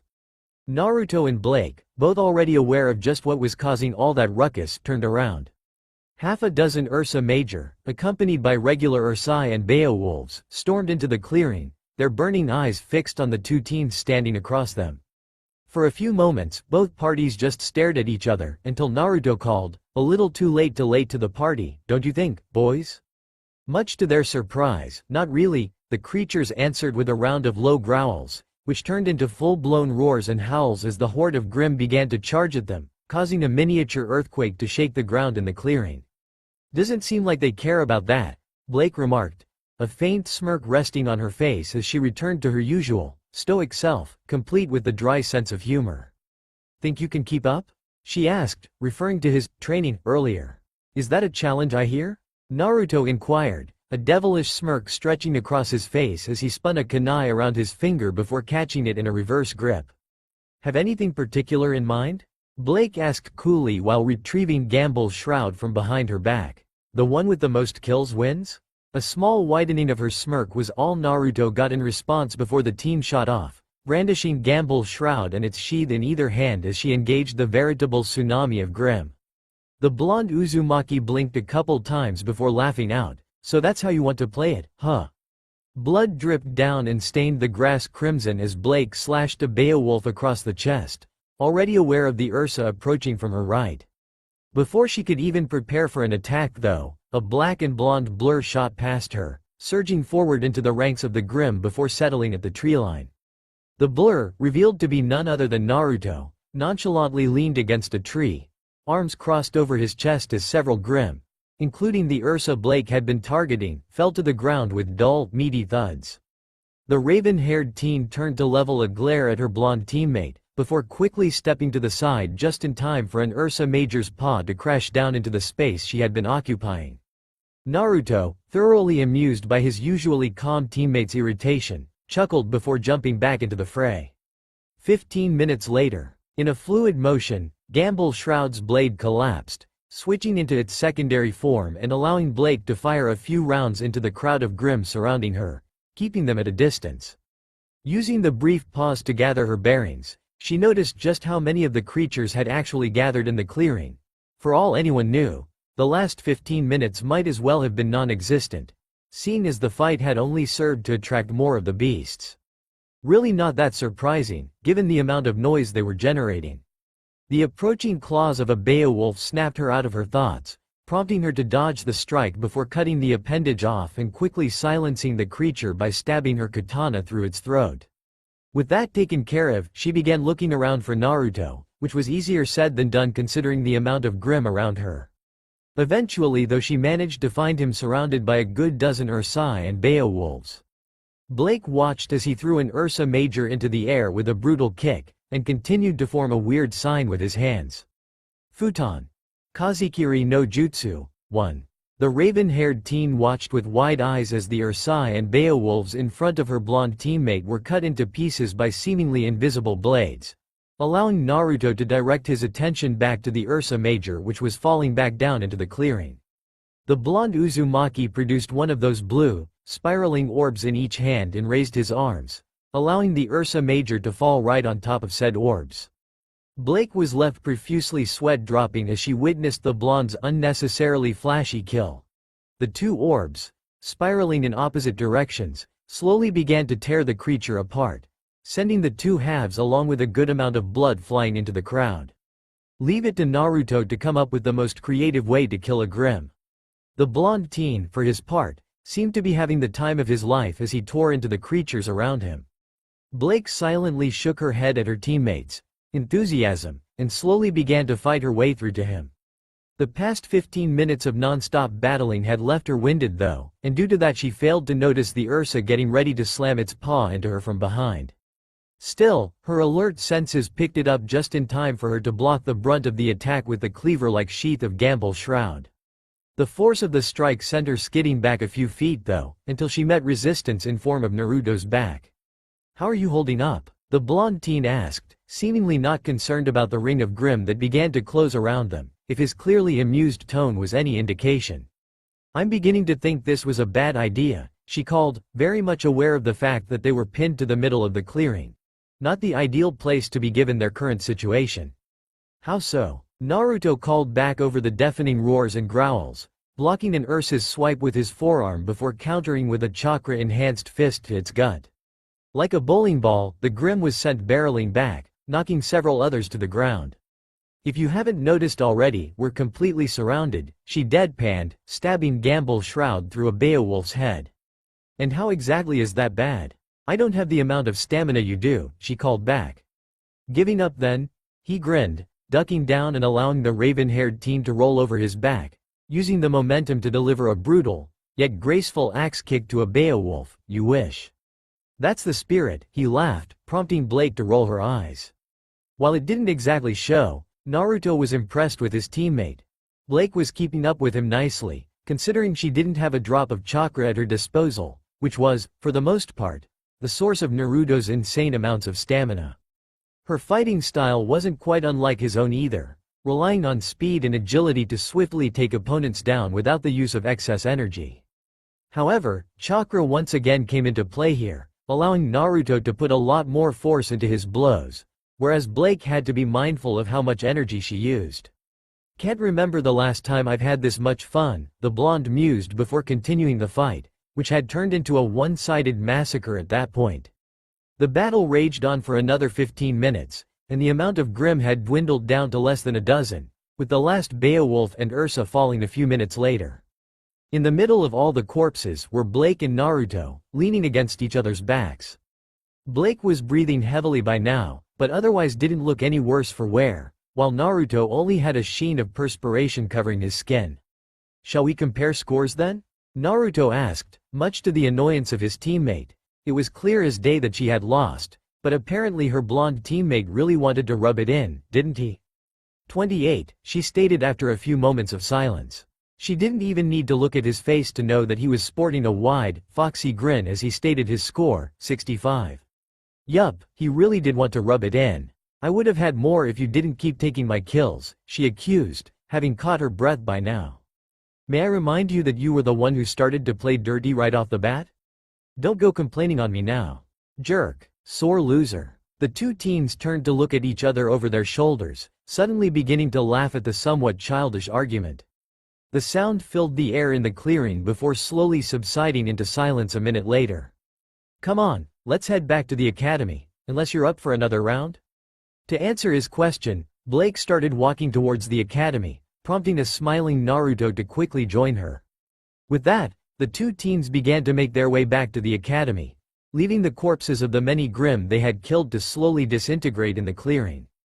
Beacon Campus, 1:12 a.m. The trek back to the academy was fairly eventless, mostly due to a somewhat tense silence having descended upon the two teens. Naruto knew why that was the case, running a hand through his golden locks as he decided on whether or not what he was about to say next was a good idea. In the end, he decided for it. After all, he had given this enough thought during the past weeks, and keeping it to himself would only do more harm than good in the long run. Just go ahead and ask. Snapped out of her thoughts, Blake directed an inquisitive gaze at her blonde teammate, which he answered with a shrug. I know you have some questions regarding me, and seeing as I know a little about you now, the other way around would only be fair. Keep in mind, however, that I can't guarantee to answer all your questions. Blake nodded, and took a moment to sort out the questions on her mind. In the end, she decided for the one that was on the forefront of her mind. I want to know about your abilities. During the initiation, you said chains were your semblance, but since then you've shown other abilities that have no relation to chains whatsoever. Naruto sighed in response. He could answer that, but it would have to be a very brief explanation, seeing as they were about to arrive at their dorm. Well, no backing out now. Do you remember how I told that I'm not from here? Blake nodded, recalling their first conversation in which he had told her that. Still, she didn't see how that connected. Not from here probably meant that he was from Vacuo, Mistral or Atlas, and as far as she knew, the people there didn't have the kind of powers he did. Well, with that, I meant that I'm not from Remnant. Later, having woken up that morning, Blake definitely didn't expect the multitude of surprises the new day held in store for her. One of her teammates had found out that she was a faunus, and had essentially been stalking him for the better part of a month. The next big surprise had taken place about 10 minutes ago, and left Blake rather speechless. Naruto had only given her a brief description regarding his strange abilities, but even then it was a lot to take in. Not only was he from somewhere outside of Remnant, but he didn't have an aura either, instead possessing chakra. An energy much stronger and far more versatile than aura if his short explanation was anything to go by. So, nothing to say about all this? Naruto asked amusedly, once again snapping Blake out of her thoughts. It's a lot to take in, she said, though the fact that she had already witnessed a lot of his abilities did make it a little easier. Soon enough, the two teens arrived at the door to their dorm, and with a quick exchange of glances, silently agreed to drop the conversation for now. Using his scroll, Naruto disengaged the lock next to the door, and allowed both of them to enter the room and get a look at its interior, which was far from impressive. Still, it was much better than anything Naruto was used to. It was a quaint room which, while rather spacious, wasn't exactly large enough to comfortably accommodate 5 people. The interior consisted of a circular carpet in the middle of the room, and 5 beds that were lined up next to the wall, in the middle of which was a large window. Having finished examining their living quarters for the next 4 years, the 2 teens began to decide on beds, which was also when they noticed that only 2 of said 5 beds were occupied. Almost immediately after making that observation, the door behind them was shut with a small click, and turning around, they found none other than Yang leaning against it. The second blonde member of their team had a wide grin splitting her face as she regarded the 2, and just where have you 2 been the whole night? Naruto, deciding to go for a half-truth, answered, we were training. Blake agreed with a nod, yeah. Training, Yang asked, grin still on her face as she sauntered towards them. Finally, realization began to dawn on Blake. She and Naruto had been gone for the last couple hours, and returned at nearly 2 o'clock in the morning. With that thought in mind, her eyes widened as she immediately blurted out, Yang, this isn't what it looks like. Like a predator eyeing its prey. Yang directed her gaze towards her raven-haired teammate, and what does it look like? Naruto, being naturally dense when it came to this subject, couldn't have been more confused. He did say they were training, which was the truth. Well, a half-truth. Still, he doubted she could actually read through it, so what was she getting at? Ignorance is bliss. Huh? Did you say something? No. Meanwhile, Yang had wrapped an arm around her raven-haired teammate's shoulder, who continued denying her rather obscene accusations. Come on, how could you not do anything with him? Blake, sporting a small blush by now, pushed Yang away. I'm telling you, we didn't do anything like that. So, you did something else? What? No. Seeing no other option, Blake turned to Naruto for help. Naruto, tell her we didn't do anything. Silence descended upon the room as both of them waited for the blonde Uzumaki's decisive answer. Deciding to find out what was taking so long, both she and Yang turned around to see Naruto peacefully asleep in one of the beds, having left the 2 to what he had deemed some kind of women's conversation. Wow, you completely tired him out, Yang guffawed loudly. Blake, having resigned herself to the fact that there was no way out of this, simply face-palmed, trying her damnedest to shut out her partner's voice. Yang, for her part, simply continued laughing at her partner's cost, so hard in fact that she collapsed onto the floor. Unfortunately for them, the level of noise they were generating was anything but little, so it came as little surprise when a certain heiress woke up. What is wrong with you people? Weiss screamed, glaring at the 2 people stupid enough to cause such a ruckus at 2 in the morning. Her scream, in turn, woke the remaining member of Team RWBYN up. Is it already time for class? The young scythe wielder asked groggily, rubbing the sleep out of her eyes. Ruby's question would forever stay unanswered as a knock brought their attention to the door. With a glance to her team, Yang slowly walked over to the door and opened it, revealing John along with the rest of Team JNPR standing outside, whom they had probably just woken up as well, going by the exhaustion in their faces. We heard shouting, is everything okay? The blonde team leader asked with a yawn, dressed in his unflattering full-body pajamas, of course complete with bunny slippers. Yang, foregoing anything logical at this point, merely waved him off. Everything's fine, we were just talking about how Blake and Na. Before she could finish the sentence, she was tackled to the ground by Blake, who none too gently pressed her hand over her mouth. Everyone present stared at the 2 struggling teens with looks of surprise and curiosity on their faces. That was until their attention was once again diverted. Apparently, the racket they had been causing didn't just wake Team JNPR up, evident by the shouting coming from outside the room. Shut the hell up, a male voice called. You shut the hell up. Another answered. Both of you shut your damn mouths before I make you. Came the third one. Big talk, tough guy. How about you come back it up? Like your mother did last night? You'll eat those words through a straw once I'm finished with you. The drops of sweat hanging down the heads of both Team RWBYN and JNPR grew even larger as more and more of the student body was woken up, resulting in a gigantic fiasco that was sure to reach even the teachers on the other side of the campus. At that thought, the The two teams silently agreed to return to their respective rooms and never talk about this incident again. That's all for now. If you enjoy, then please like, share and do comments.